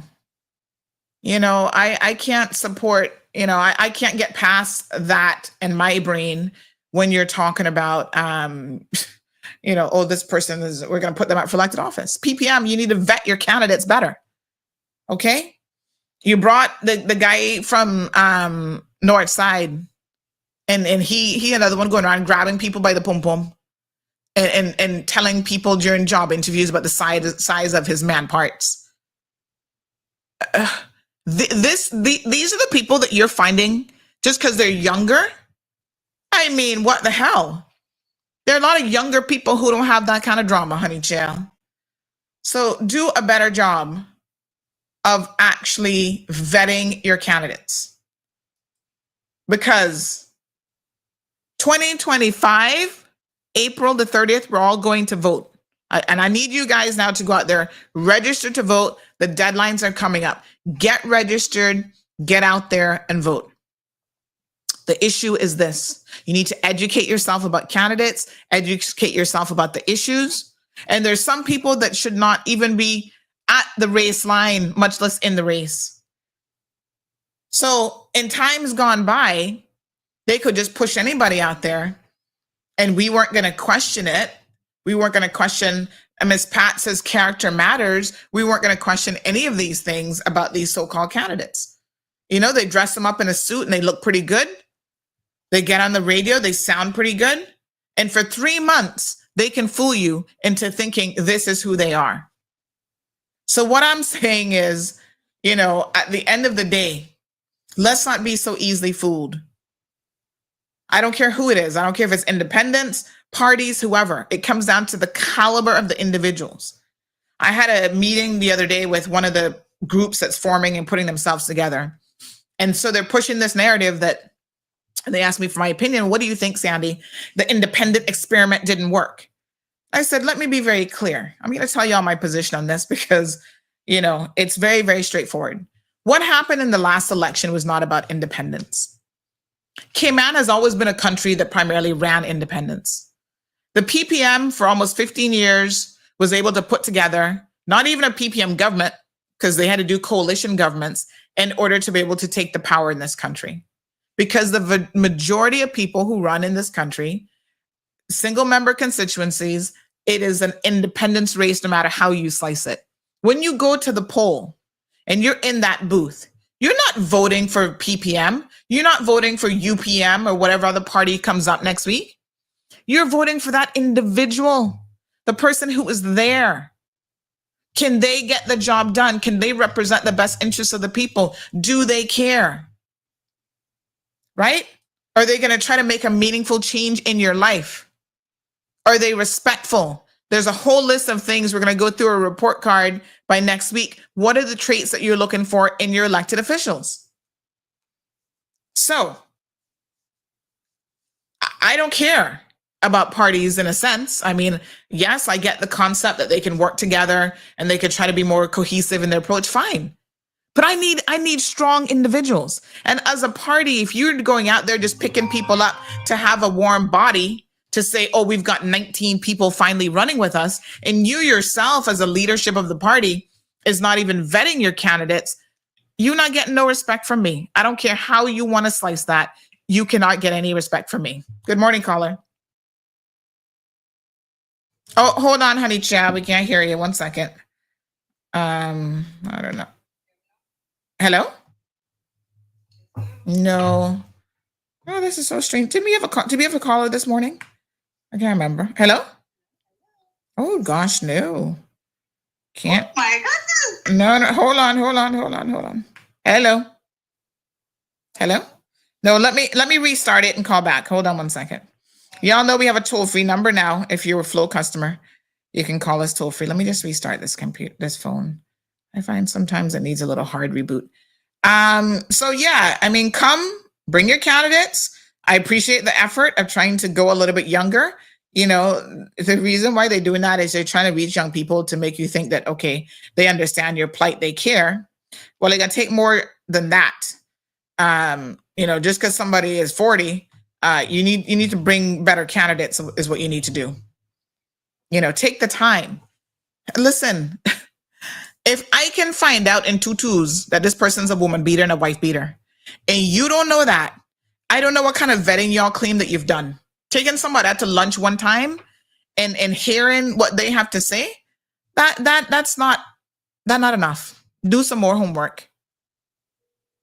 I don't know what's going on with my little thing here this morning. Yeah, it's still not coming through the board, honey child. Hey, there we go. Did I just hear it? Hello? Hello. Ah, there you go. Hello, Coming through morning, loud and blessed clear. morning, Kima. Yes, Yeah, ma'am. I just pick up what you said a little bit from the work truck. So I just gotta tell you, give yourself a kaboom. Oh, thank you. We really need elected members that know that they're gonna come in there, do the work. I put in you to work for my country. You're not working for me. I'm not working for you. Some type of way. I need to know that you could do the job well done and you could be, prepared and guide us on a straight path for Cayman in the future of our Cayman Islands, because you can't keep electing the same people. Give them a break, man. Give them a break. And then Any and new even faces the inside new it. ones that coming out. Somebody said so he left her, then went and had an outside child by somebody else, and then now he back with the wife, and then he got. Listen, we don't need that kind of messiness, okay? If your personal life is that messy already, you're not gonna have time to focus on the people business. We have seen that time and time again. If you can manage your home, how you gonna manage the country?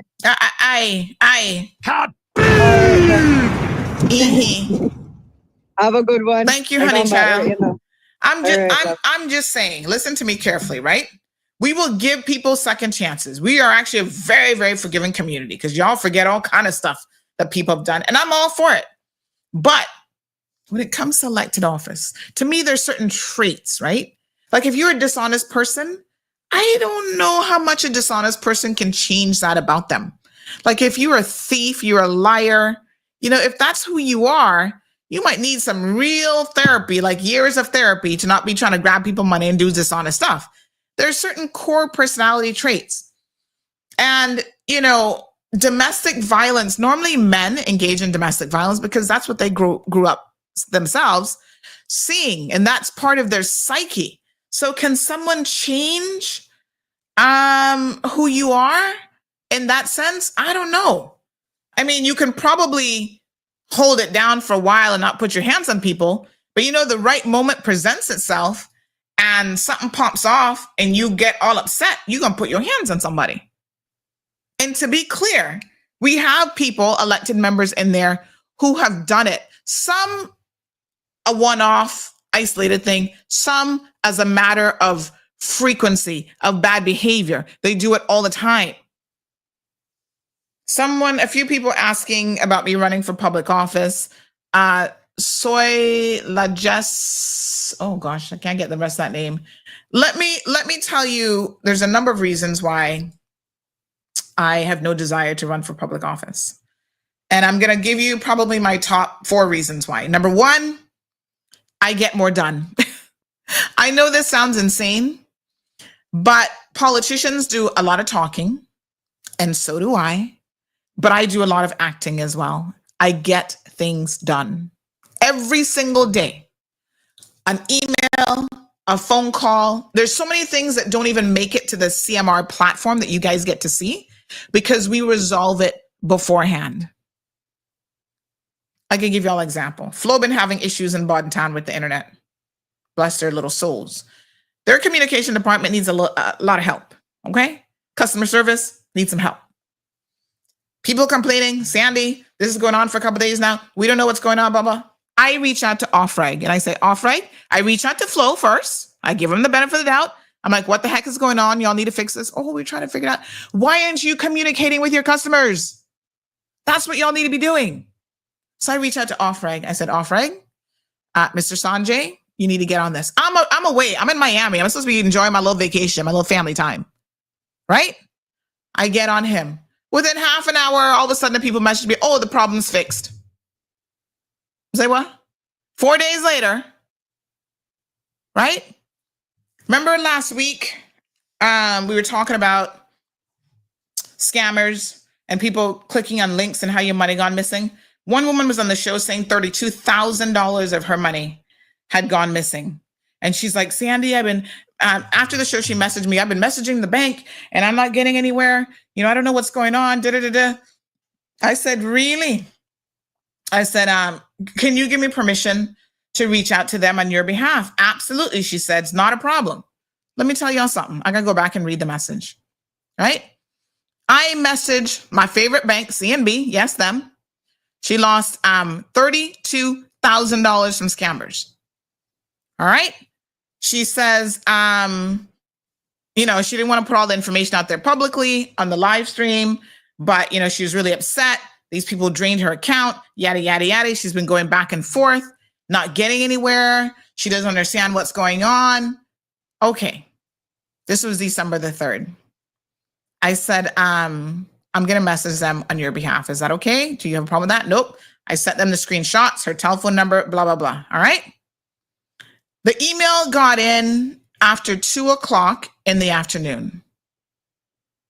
Let me just check the messages. By 4:23, she says, Sandy, I just got a call from CNB. My money is being returned. Amazing news. I'm sure it's because you got involved today. They said it was because the recall was placed so quickly. Anyway, it's coming back. Thank you so much for everything. You are wonderful. At 4:23, in less than 2 hours, the woman who said she'd been chasing them for days and not getting anywhere got a phone call, money coming back, bam, boom. Tell me about the efficiency of your elected officials. I'm just saying.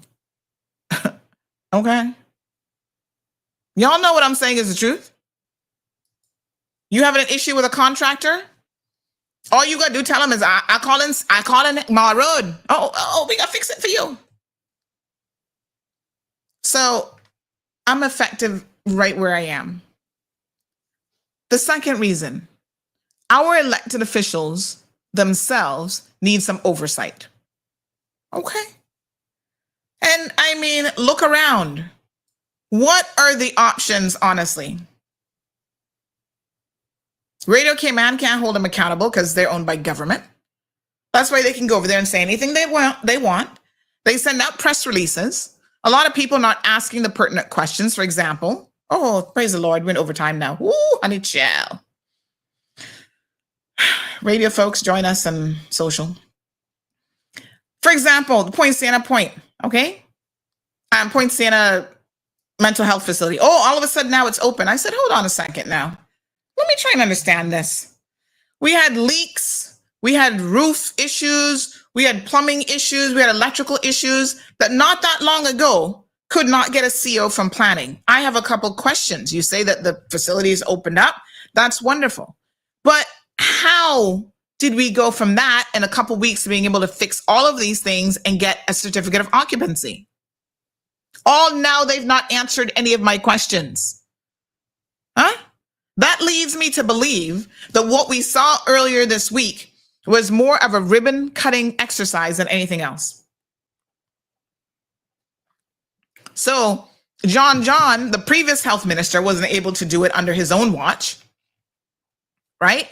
They were pushing Sabrina out the door so that he could go back and right before the election be able to cut a ribbon to say, oh, it's officially opened and I was the one who opened it. The people need to stop being so gullible. Yesterday in Parliament, there were a lot of questions that were being asked of these guys and they couldn't or wouldn't answer the questions. This country deserves a good opposition, but a lot of times that's not happening in Parliament. And so the third and fourth arm of these things is a decent media that will at least put some questions to people. Why is this happening? Why are you allowing this? And so the government oversight is also an important part and an important role that we all can play. And that's another reason why I'm not interested in joining that gang, because you can't oversee people that you're a part of. Let's be very, very clear. The third thing is, from a business perspective, I love what I do. You know what I'm saying? I actually enjoy what I do here. I love my job. So there's that element of what would happen to CMR? You know, I love my job. I love what I do. Like, I genuinely enjoy what I do because there's so many different facets and so many different elements of it.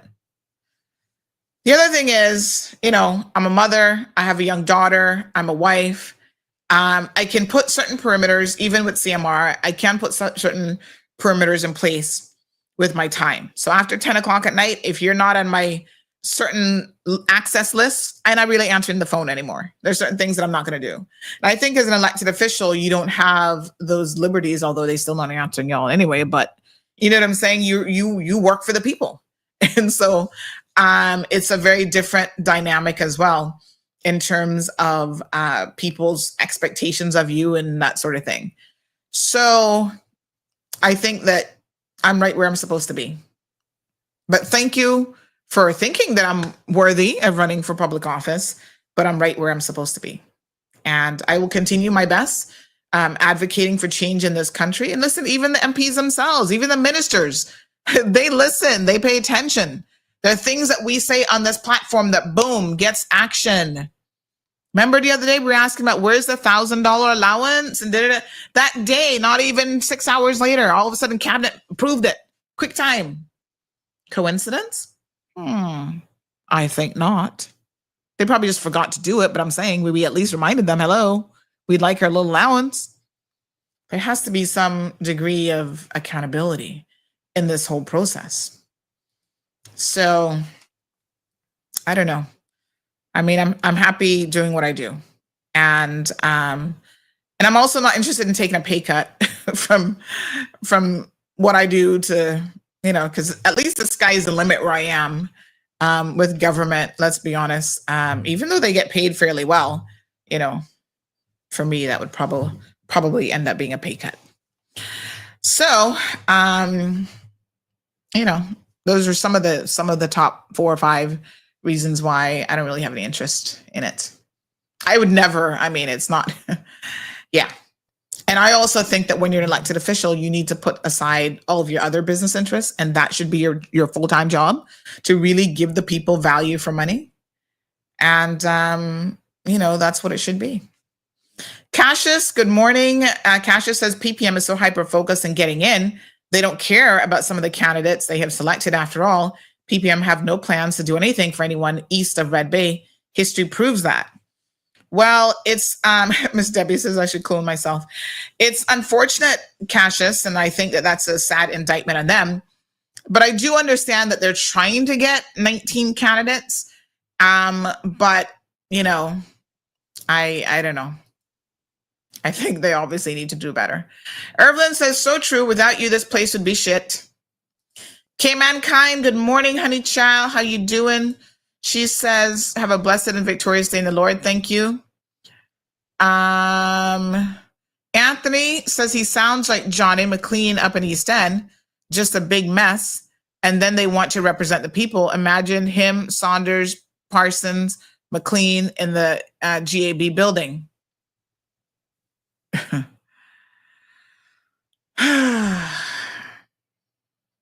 Lord Jesus. And, these things trickle over, Anthony, and others. The lack of disrespect for women and how they treat women, it really does matter, because we've seen, speaking of Saunders, we have seen them go into, it's like they can't, once they get the power, they can't just be professionals. So we've seen him go into the workplace, which is the government building, and treat women in such a disrespectful manner that it's just atrocious what he, did and was able to do for the amount of time he was there before Premier Panton fired him. It's concerning.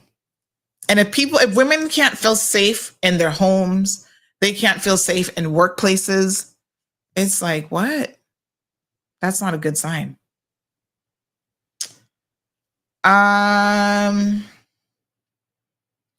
Kasia says, yeah, like the question from Wendy Ledger to Alden during one of the press briefings during COVID, asking about the employment security of foreigners, not the Caymanians' employment. Good morning, Miss Brenda. Look at the beautiful Miss Brenda. Hope you're well. She says, first and most importantly, they need to be in touch with the people and their struggles, what we, the people, want and address and dealt with to improve our lives and secure and protect our country, so we can have a comfortable life. Our children will have things to look forward to in their future. Absolutely. Absolutely. Thank you, Miss Georgia and Miss Juliette, saying that they would definitely vote for me. Oh, I appreciate it.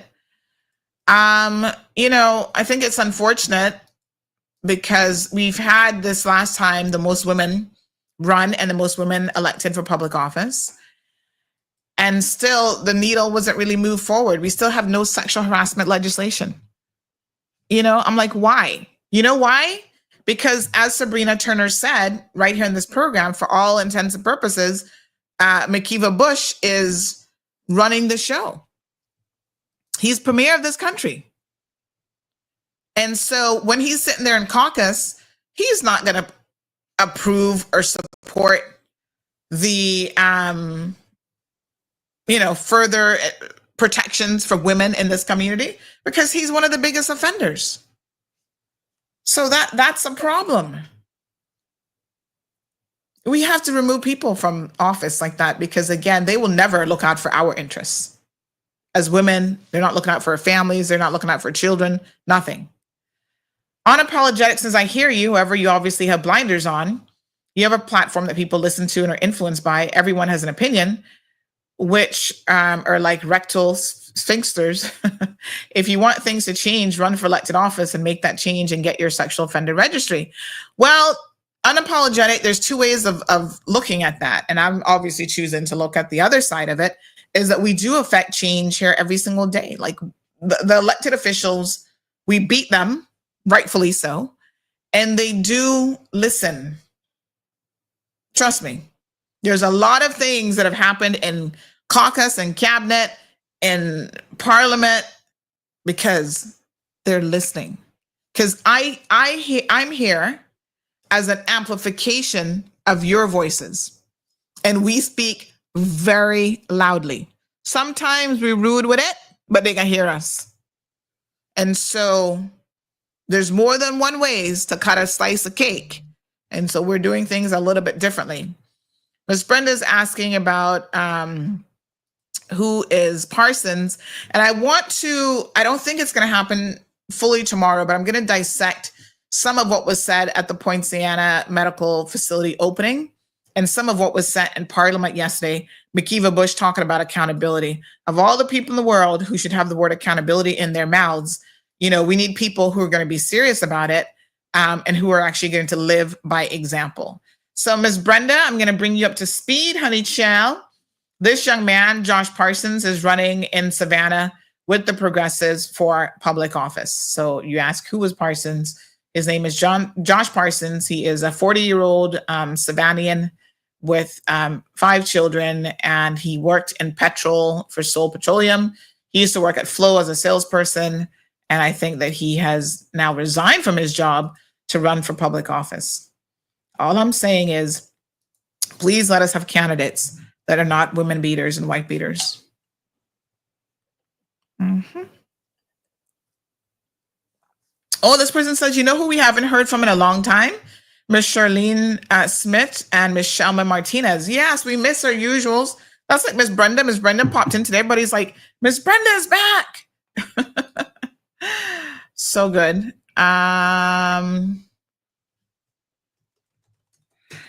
Yeah, we're like family here, We love to see y'all.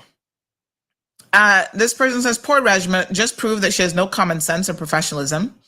The only cost we care about is Juju's opulent school. God put you there for a reason. Stay put. Our country needs you more than we need MPs. Thank you so much. This person says, morning, Sandy. Have you heard anything about a robbery in the Pedro area? No, but I did hear about a robbery at the 4-way stop in West Bay. So that was at the, oh gosh, nope, Malay, it's coming in now. Hold on, breaking news, honey child. Breaking news alert. We have a robbery this morning, must have just happened, down Pedro Road. Firearms police unit still parked off down the road. So there you go. Yeah, good morning, caller. Good morning. What? Good morning, Miss Brenda. How are you? Oh, I am very grateful. Thank you. How are you? We're good. We missed your voice. You do? Yes. Well, let me just say that I beat Santa to the draw. So you got your Christmas gift. Christmas came early in CMR. No. Let me say it for myself and for those who already are thinking it. How arrogant is she? Anyway. Oh no, we love the good jokes. Now Mr. Dexter gonna try and compete with you in a joke department. That's okay. He's listening. Okay. Go, I got a better one. Yeah, that's okay. And you know what? I'm one of those few people.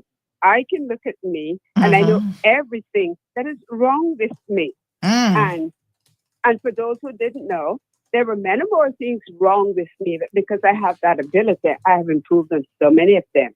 Anyway, I just wanted to say this, Sandra, when you were talking about the criteria of a candidate.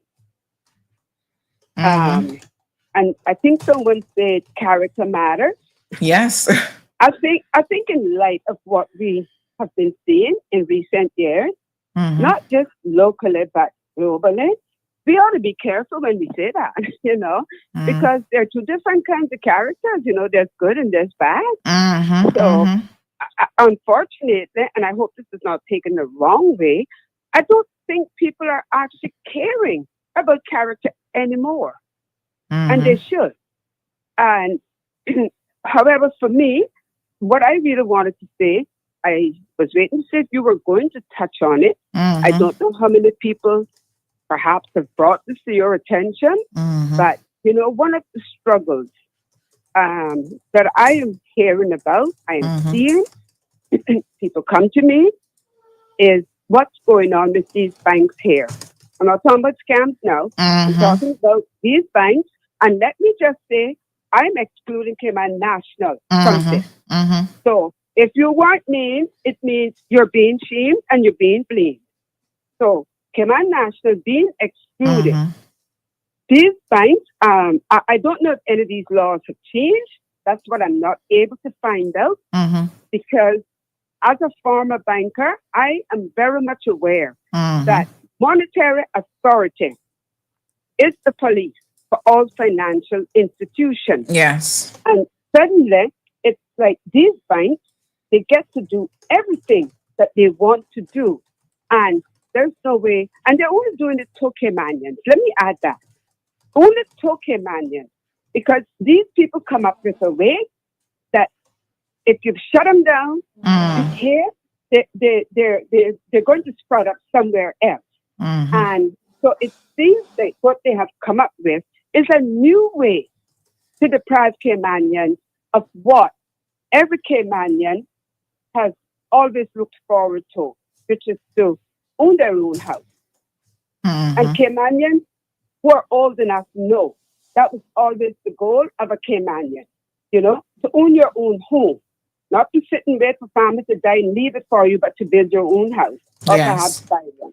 Anyway, and so now they have come up with this new scheme that, it's really, really hurting the average Caymanian.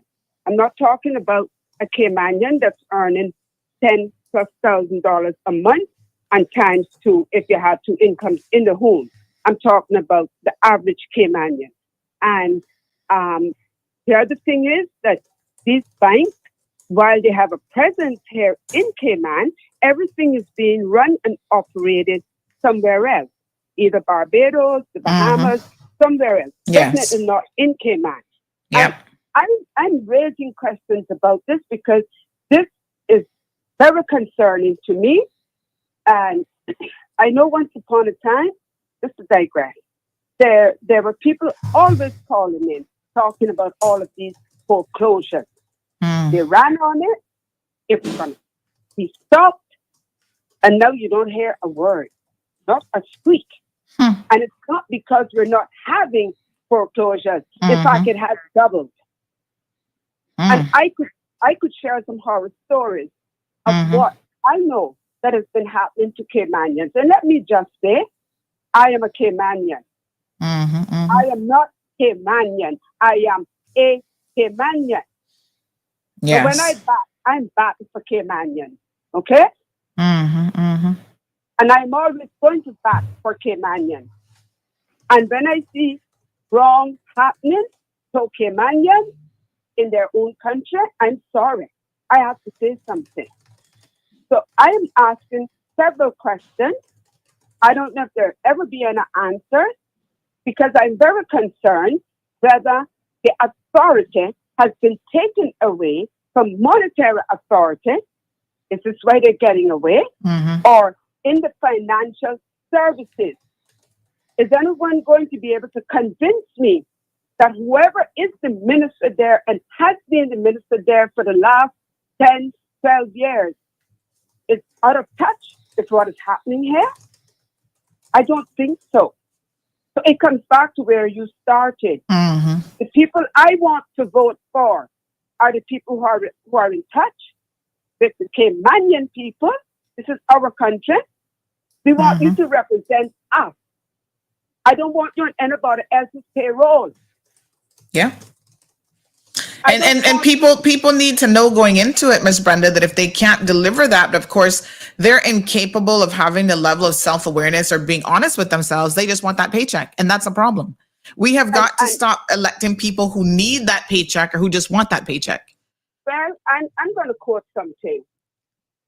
And I hope you'll forgive me for calling this name publicly this morning. But I'm going to quote something that my brother, Marco, always used to say. This is not for someone who's looking for a job. This is for someone that can do the job. And I think his show that deserves a kaboom this morning. That's right. And let me say something else about him also. Even though he ran with a party, he was an independent-minded person. And I'll stop right there because I don't want him to come here.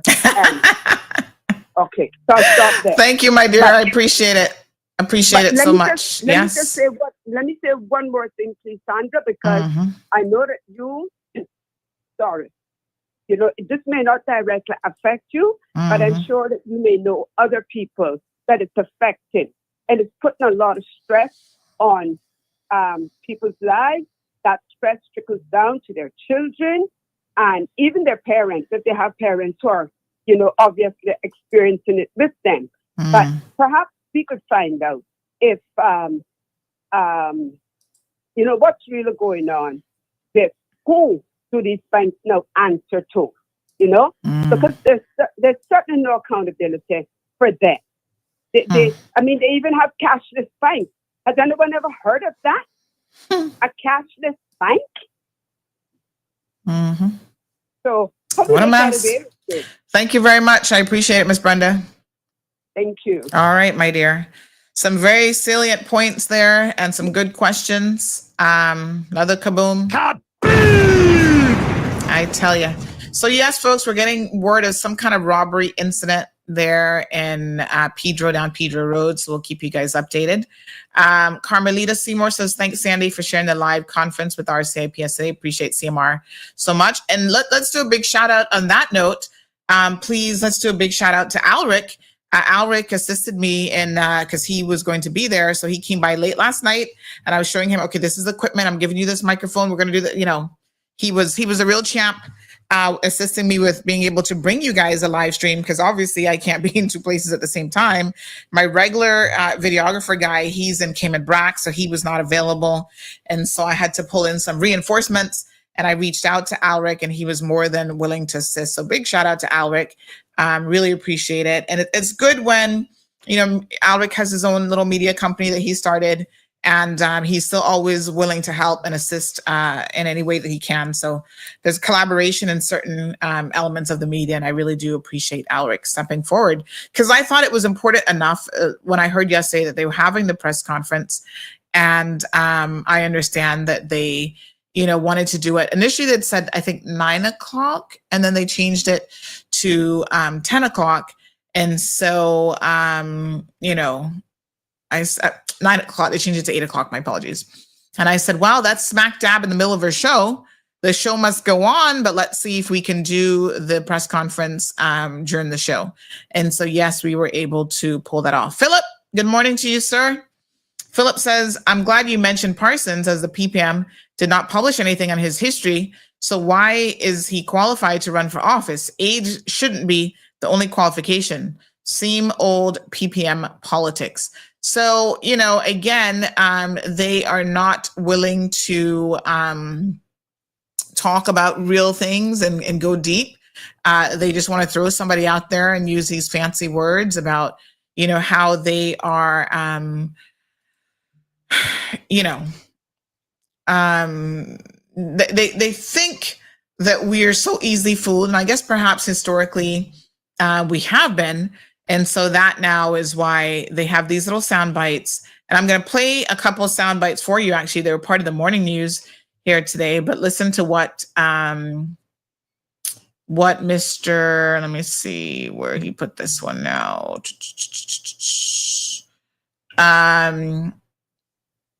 Where what's his name? Joey Hugh basically said, "Oh, you know, he reminds me of myself." And I thought,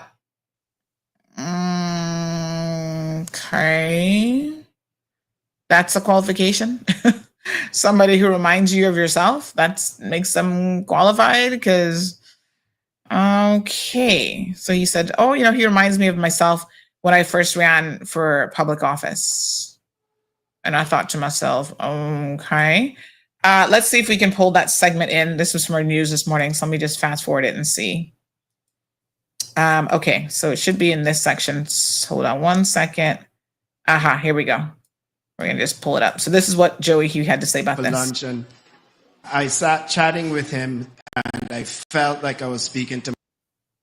As category manager at Seoul Petroleum, Hugh shared. Lunch, and we went for lunch, and I sat chatting with him, and I felt like I was speaking to myself back in 2012 when I went to speak to Kurt Tibbetts and Mosca Colonel and those about running in the 2013 elections. And I sat across from this young man, and I'm like, holy cow, I literally feel like I'm speaking to myself, 12 years ago. So I'm going to throw him into the deep end here and throw him to the wolves, as they say. Okay. Good morning, caller. Hi. Good morning, Sandy. How are you? Morning. Not bad. How you doing? I'm okay. Good. Just one quick question, if you may be able to answer it. Years ago, Cayman National Bank was owned by people like Mr. Benson and Truman Borden, and it was sold. Who are the major shareholders into that bank now? Well, there's a Trinidad company that purchased the majority shares. That's what I want to sort of confirm. Yeah. All right. Yeah. One other thing is that,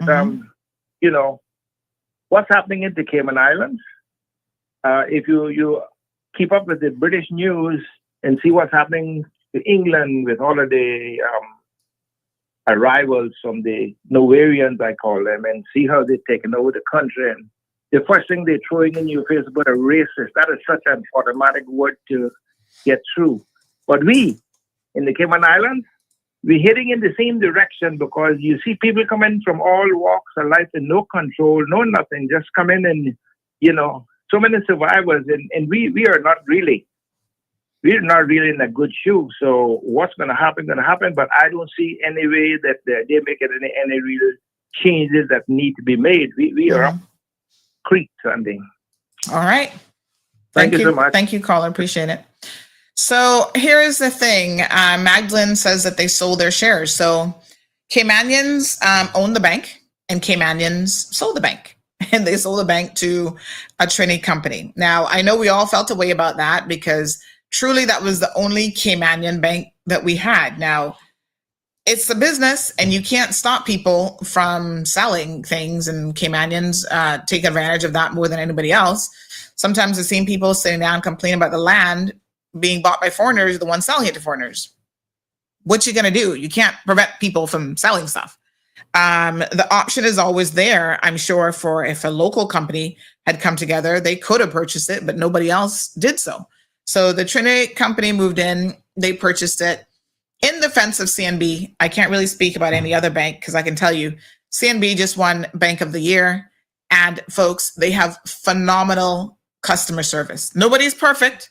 I'm not saying they're perfect, but they have phenomenal customer service, and they get a lot of things right. One of the interesting things that I became aware of some months ago in relation to CNB is that because they have this much larger company that has purchased them, one of the things that they're able to do now that they weren't able to do is before is offer much bigger loans to Caymanians. So there was a cap before on what they could offer because the bank's portfolio was like this. Now it's quite significant. So if you go to the bank as a Caymanian and you qualify, you can borrow a lot more money from the bank than previous because they have the resources, right, to do so. They have the support now from the Trinity Bank institution, that backing, that's additional money in their own portfolio. And so they have the capacity to loan more money to Caymanian businesses and Caymanian individuals. So there are benefits, whether you like it or not, to having this foreign company now own the majority of shares in CNB. One thing that I've highlighted to them is when the Trinidad team took over the fraud department, so they're the ones who monitor the transactions and all that stuff. When I tell you that they were on top of it, listen to me. They were on it like white and rice. CNB made the decision some months back to bring that back to Cayman, and I have seen a decline in the level of service. The Cayman team is overwhelmed. I'm telling you. I'm not asking you. And that's how my thing was compromised the other day, my card the other day. The Cayman team is compromised, is overwhelmed. My apologies. Before, the second I put through a transaction, I was either I would literally click process transaction. I see my phone blowing up, the call from Trinidad, or they were sending me an email. I mean, within a minute. Now, I ain't getting no emails from CNB to say this is a questionable transaction. Sometimes they're blocking my card and they don't even notify me. When the Trinidad people were doing it, that never happened. If my card was blocked, I got a notification. So all I'm saying is that sometimes when you have these companies buy in, they offer additional support, they offer additional funding, they've got staff, et cetera, et cetera. CNB, I'm really hoping that you can work on that because that is an area that I'm very concerned about. And the first time ever, my card was compromised during this time. And, when I spoke to your staff, they're like, oh, yeah, Miss Sandy, you're on the list, but we hadn't gotten to you yet. Within a minute, 5 transactions were attempted on my card, and they were successful with one, which, by the way, why have I not received an update from the bank and what's going on with that? See, now I got to email somebody. Caller, good morning. Good morning, Sandy. Good morning, when it messed up when it compromised you a few days ago, you should have had notices coming. Oh, you had the notification. Yeah, I mean, the good thing is I have turned on. I do have turned on my on my, like, I get the text messages. That's how I knew that something was going on. Otherwise, I would not have even known. Yeah, but you imagine what it could have done to you if you didn't know. Mm-hmm. That's it. But you know what? They're talking about the acquisition of Republic and that and so forth. They were offering when Republic was going. So I can understand. I mean, you got a better legal mind than me, I'm sure. They were offering you like $6 and something US a share. Mm-hmm. When Republic will get ready to take over. Mm-hmm. Now after the takeover, I checked and I don't want to quote it wrong, but they were somewhere around $3-4 after it took over. Yeah, well, I know there's a lot of Caymanians. I remember this because remember they had a shareholders meeting. There's a lot of Caymanians, even staff who had shares in CNB, who were running in there because they're like, oh, wow, they're offering us the most money we've ever gotten for our shares. So had I been smart, I would have sold mine and turned around and bought the shares that back down. Yeah, I mean, sometimes you don't know what's going to happen, but obviously, when you have shares splitting and all kind of stuff that goes on from that perspective, the cost of the shares will go down. That was real. I might be like a certain shareholder and a big boy in the bank. So let me say, my family own 1.5 million shares in it. Yeah. That's serious. Anyway. Thank you, my love. I thought I would drop that in. I appreciate it. Yeah. All right, dear. Good morning, caller. Welcome to the program. Miss Sandy, good morning. How are you? Not too bad, dear. How are you? Listen, I need to take away your passport from you. Oh, geez, I'm peace. Okay. Ay, ay, ay. You're taking too much. I know you're not tired. You're taking too much vacation. Oh my goodness. We're going far away. So when the show is over today, you can pass and drop the passport. But this trip was just Miami. Yeah, but okay, well, listen to me. You can't leave the island again now. For the rest of the year. Sometime next year. Yes. Till after election. Mm-hmm. After election. Okay. Good morning, Yep. Miss Sandy. Thank you, darling. You're back. Enjoying it. Listen. Yes. Cayman National Bank, was owned by Mr. Benson, Truman Gordon, and several other ones, and then it was good. I already spoke about the situation, but this happened yesterday. The friend over that I spoke to you about, that someone took out $9,000 out of his account. Yes. And he came to the island. Mm-hmm. He came to the island and went to the bank, and the bank said, 2 weeks' time, we'll get back to you. He said he wanted to set up his online banking. They gave him a number to call, and he never heard anything from time he left the island. Now he would call him. Sent me his account number yesterday, and he gave me the number that CNB told him to call, 949. I think it's 8300. I think that's the number. And I called 15 times yesterday, and only a voice, only a machine come on telling you. For CNB? Kim and National Listen to Bank. me. I even call them after hours and get a person. Well, this is the number the gentleman gave me. Is he in Cayman? Is he in Cayman now? No, he's not in Cayman now. And you called on his behalf, you're saying? Yes, ma'am, he gave me permission. Well, I tell you what, I have never called CNB and not get a person, even after hours. They have an after hour person there. Well, I don't know if that's the right number. Yes, it is, because that's the right number. But I bet you I can call them right now. They can answer the phone. Well, I don't know what happened, but they didn't answer me. 15 times yesterday, I called. 15 times and say, must email them for anything. The man said from time he left the island, they never called him. They never sent him no more information. All right, if it's, because I thought last time you said it was Scotia Bank that he was dealing with.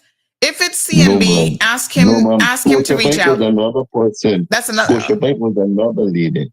All right, if it's CNB, have him reach out to me. He'll get a phone call today. Okay, I'll send you his information. Yeah, send it on my 344 number. Yes. No problem, my dear. 34? The 324 number. Not the show number, okay. 324. Yeah. Okay. All right, thanks very much. All right, dear. Yeah, last time you were talking about Scotia Bank. This is the first I'm hearing about CNB. But anyway, no, I call them even after hours. They will answer the phone. I mean, they might put you on hold for a minute. Sheena says, I just complained to CNB rep about the same communication issue. I told them one service I absolutely appreciated was their exceptional swift response time to card concerns. Now I don't get calls or emails anymore.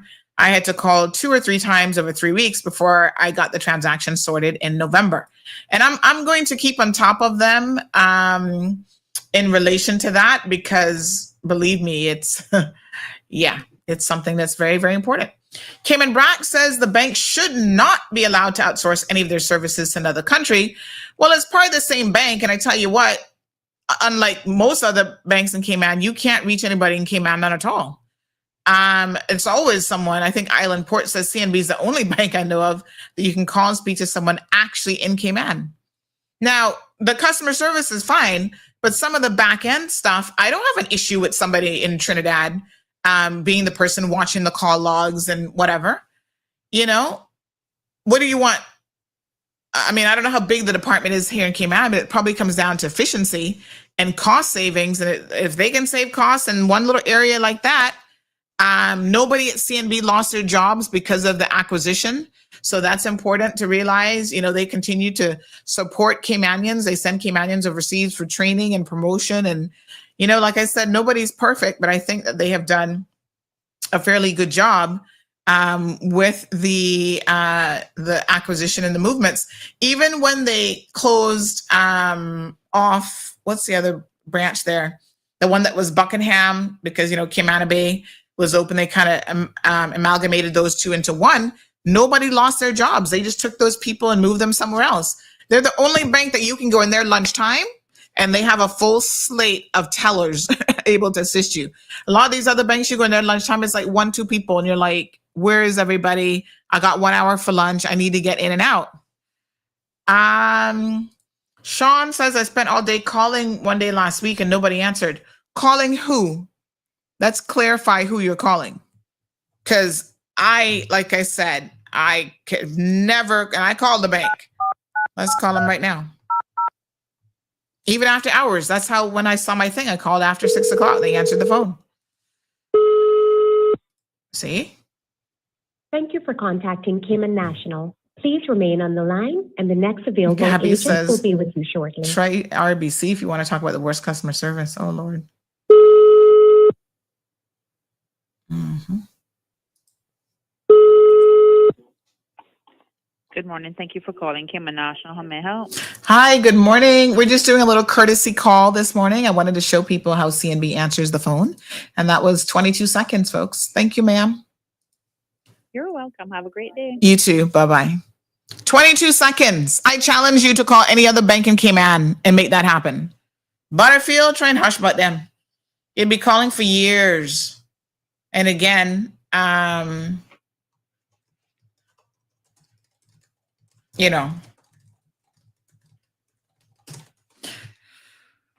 not getting nobody that can help you. Mm-hmm. All right. Strong Mind says, Auntie, can you clarify the headache with the TIN number in DHL? Somebody asked me about this the other day. Why is this so complicated all of a sudden? I guess because everybody's trying to get the free Amazon where they can now ship direct to Cayman through DHL. A small package was sent to a relative and they insist about a receipt, and over they're informed that receipt is in the package. So they can't open the package. So to be clear now, customs are the ones who need that receipt. They can't open the package. So they do need, and you should always keep whatchamacallit? You should always keep a copy of your receipt, or have an extra copy of the payment receipt so that you can include, because it happens to me all the time. I have a provider who ships boxes from Canada, and the receipt is in the box, but they're not going to open up the box, digging through your stuff for the receipt. They want you to provide the receipts, because remember now, all of that stuff, Strong Mind, has to be uploaded in the portal. So even before your package comes, the courier company, so FedEx does it with me, they'll say, please send us the receipt, because they do almost like a pre-clearance situation. So they upload it in the customs portal, Coles is what it's called, and they input all the information. They can pre-calculate the duty, the insurance that you pay, all the fees. And in fact, all of that can be done before your package even, kind of lands here in a way. And then it makes it easier when customs does it. And then they will spot check packages for the purposes of, seeing what's in it and security checks and that sort of thing as well. So always have your receipt. So if you're ordering from Amazon, folks, that's a thing to do. Debbie says, I always get CNB when I call. Suzette says Scotia's the worst. We can testify about that. I don't call them often, but I know people who do. Good luck. RBC is the absolute worst, says Raymond. Money gone from my account and months later can't get it refunded. Actually, speaking of that, let me call about my money. Hold on. Thank you. I thought about it and then I forgot just now. Hold on. Let me see now. What was the young man's name again? Let me give him a call. We're going to put CNB to the test this morning. CaymanNational.com. Let me just see when I'm getting my money back. I submitted the form. Let me just see. When was this now? This was last week? Oh yeah, here he is. All right, so let's give him a call. We're gonna call direct because they got numbers here. card security officer.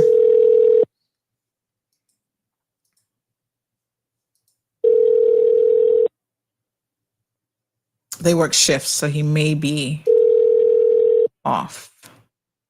So I'm also going to call the main number back. So 8300 is one of their numbers. Also 4655 is another number. 5. All right, so let's call them direct. I'm going to try 4655, same number. I mean, different number, but it should go through the same. Let's try it. Welcome to Cayman National, Bank of Choice in the Cayman Islands. Please note your call will be Magdalene says they got call ID. purposes. If you know the extension number of the person you are trying to reach, Miss Brenda says alternatively, the other banks are in competition for worst bank on island. press 3 for online banking. Oh, hold or on. press 0 for the operator. Oh gosh, I wasn't even Our listening. banking hours are Let's press 9 0. a.m. to 4 p.m. Let's press 0. Yeah, the 8300 Contacting Cayman National. is a Please slightly remain different on the number line, because I and think the it next goes through. That's more available like card agent will be with you services. shortly. So that's on the back of your card, like if you're having an issue, but it's the same thing. Cayman National Customer Support. Good morning. Lori speaking. How may I assist you? Hi, good morning, Lori. It's Sandy. How you doing?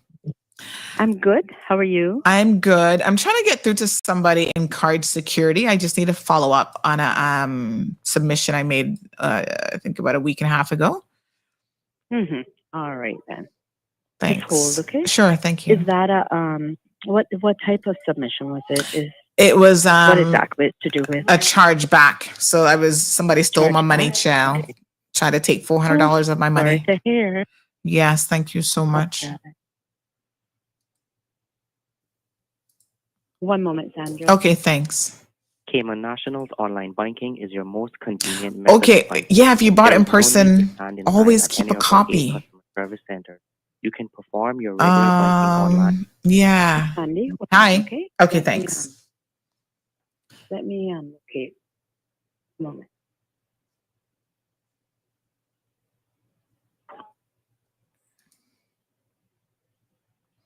Vanessa says Scotiabank 2 tellers every day. You're lucky you got 2. What's happening with the Amazon orders taking 2 weeks now? That was bound to happen, Suzette. After a few people got a hold of that, I looked at it and I'm like, not for me, child. I'll just keep sending it Let me Miami. try Miss Sandy. Let me try Alicia, okay? Okay, thank you. Cayman National's online. Just another question. Around what time you submitted the request? December the 2nd. And I sent it through to Justin Robinson. So I sent through the dispute form to him. So Justin, I think that was in card security, but he would have, I'm not certain whether they're dealing with investigation or chargebacks is. But what was the name of the merchant? Bullion by post. And it was $398.61. Yeah, on December. Bullion, yeah, Bullion by BYPOST. Okay then. All right, just one moment. Okay, thanks. Cayman You're National's trying to online steal banking my is your money. most I need my convenient method of $398 back. There is no need to stand in line at any of our 8 customer service centers. You can But I tell you perform what, your regular banking online less than 24 anytime, hours, anywhere. For more they information, had my visit our replacement website debit at card ready. www.caymannational.com and sign up for online banking today. Planning a vacation or just want the convenience of a credit card? Ask to speak with Oh, one it of takes our 45 representatives, days personal for and the business dispute, Damien? Moment, Oh, Sandra. man. Hold on. Okay. Mastercard Standard or Gold or a Visa Business Card. For more information about our products and services, visit us online at www.caymannational.com. Open the doors to a brighter future with one of several lending options available to meet your financial needs. Now is the time to invest in the future with a land loan, mortgage, or consumer loan from Cayman National. We're here for you. For more information, visit us online at www.caymannational.com or call and speak with a personal banker today. Cayman National has the largest ATM network within the Cayman Islands, strategically placed to make banking convenient for you, our customers. ATM banking at our 20 ATMs allows you access to your Cayman National account, check balances, print a mini statement, make transfers, get cash advances, or cash withdrawals. Deposits are accepted at any of our ATMs located at our customer service centers. At Cayman National, we pride ourselves on making banking convenient for you, our customers. The Cayman National Visa debit card has no annual fees and is accepted at most retailers on island and Ray says, for all my local call also complaints, an ATM card I'll be getting that can be CMR used to call access for the me. Cayman National account. The people sound so Sign nice up when for they a know. debit Oh, card today Lord. to make No, it the Miss Lori is easiest way always to nice. pay every day. Cayman National's online banking is the most She's always a convenient sweetheart. method of banking. There is no need to stand in line at any of our 8 customer service centers. You can perform your regular banking online, anytime, anywhere. For more information, visit our website at www.caymannational.com and sign up for online banking today. Planning a vacation or just want the convenience of a credit card? Ask to speak with one of our representatives in personal and business banking to apply for either a MasterCard Standard or Gold or a Visa Business Card. For more information about our products and services, visit us. Okay, I did speak to one of our card security officers who Yes, said that they ma'am. are aware of it. They're still working on it. Okay. So it's in process. But she said normally it can take 6 to 8 weeks. Not saying it would take that long, right? But Okay. she said what they have to do is go off to the merchant and then they, I guess, fund recovery. I guess they deal with all of that part of it, and then it has to be decided to credit you back. But yeah, I mean, most of the time, customers have been, And then they'll just reach out to me. credited back. Yeah. Yeah. Yeah. Okay. She said you would see it actually going into your account. Okay. All right. No problem. All right. Thank you so much. I appreciate it. Yeah. You have a lovely Christmas. Thanks. You If I don't don't see you. Yes. All Thanks. right, You too. then. Bye-bye. Sure. Take care. Bye bye. Yes. All right. Well, we'll wait. We'll be patient. Island Pearl says, can someone tell me why we have Scotia tellers dealing with cash transactions as well as customer service matters at the counter? You have to stand in line to tell a teller to collect PIN your card. So they don't have a separate section for that? I thought they always had. I don't know how some of these banks are organized, my dear. They're a mess.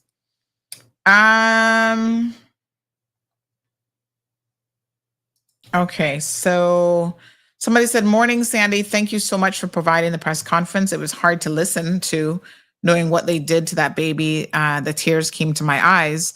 Speaking of banks, FCIB is the worst. As an ex-employee, my job was made redundant and they could not place us in another department. Their customer service is the worst. Only one teller working and spend more than an hour to get service. It sucks, to say the least. Now Jamaica and Barbados doing our jobs. Wow.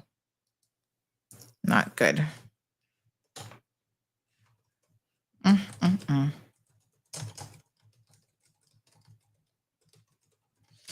Wowee. Okay then. Okay, I think we can wrap things up.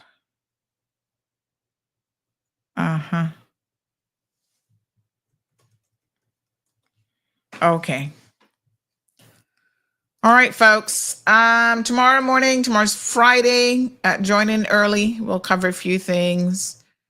Somebody said, sorry, they missed part of the show. You can always go back and listen. Not a problem. Damien says FCIB has more security and men in black suits and 2 tellers. Men in black suits. That's the Camana Bay location for who's Scotia. Once it's not a loan or opening of an account, everything else is done by a teller. Wow. Okay. Do they even have, I don't know what to say about these banks. No separate line. Leona says, well, Proven is just horrible. Oh my God. You guys have got some horror stories about these banks, honey. Yeah. All right, folks. I don't know what we can do about them. I mean, you would think that they want to keep their customers, but there seems to be a lack of, concern about any of that stuff, I guess. They just don't seem to care. It's pretty wild. Wow. Shocking, really. There you have it. Do better, banks. You hear your customers complaining. Most of it comes down to customer service. So try and get your act together and do better. Okay, just a reminder, the Cineco office in Savannah has closed. I know a lot of you are kind of upset about that. It's convenient to have these local, sort of satellite offices. Makes our lives easier, but I'm guessing they simply did not have enough customers going through there. That's too bad, really. What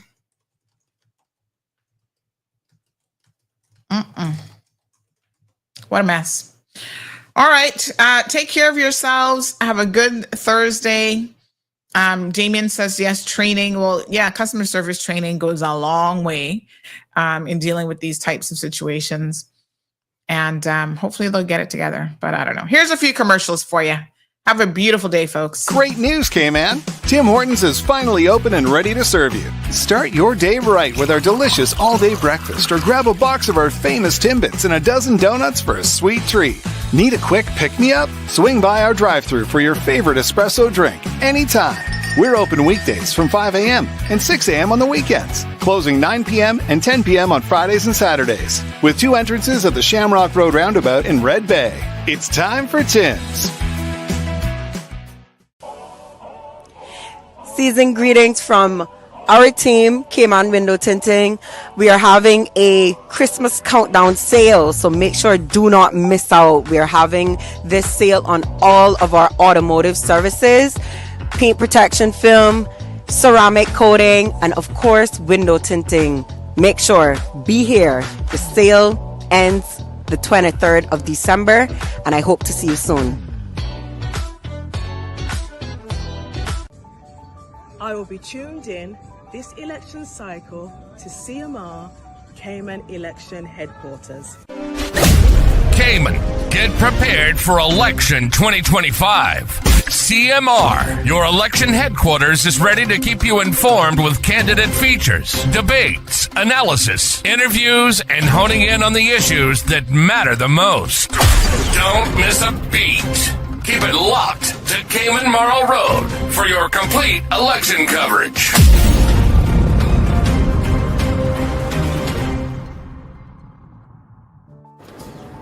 Hey Cayman, this election season, I'll be tuned in to Cayman's election headquarters, CMR, who else?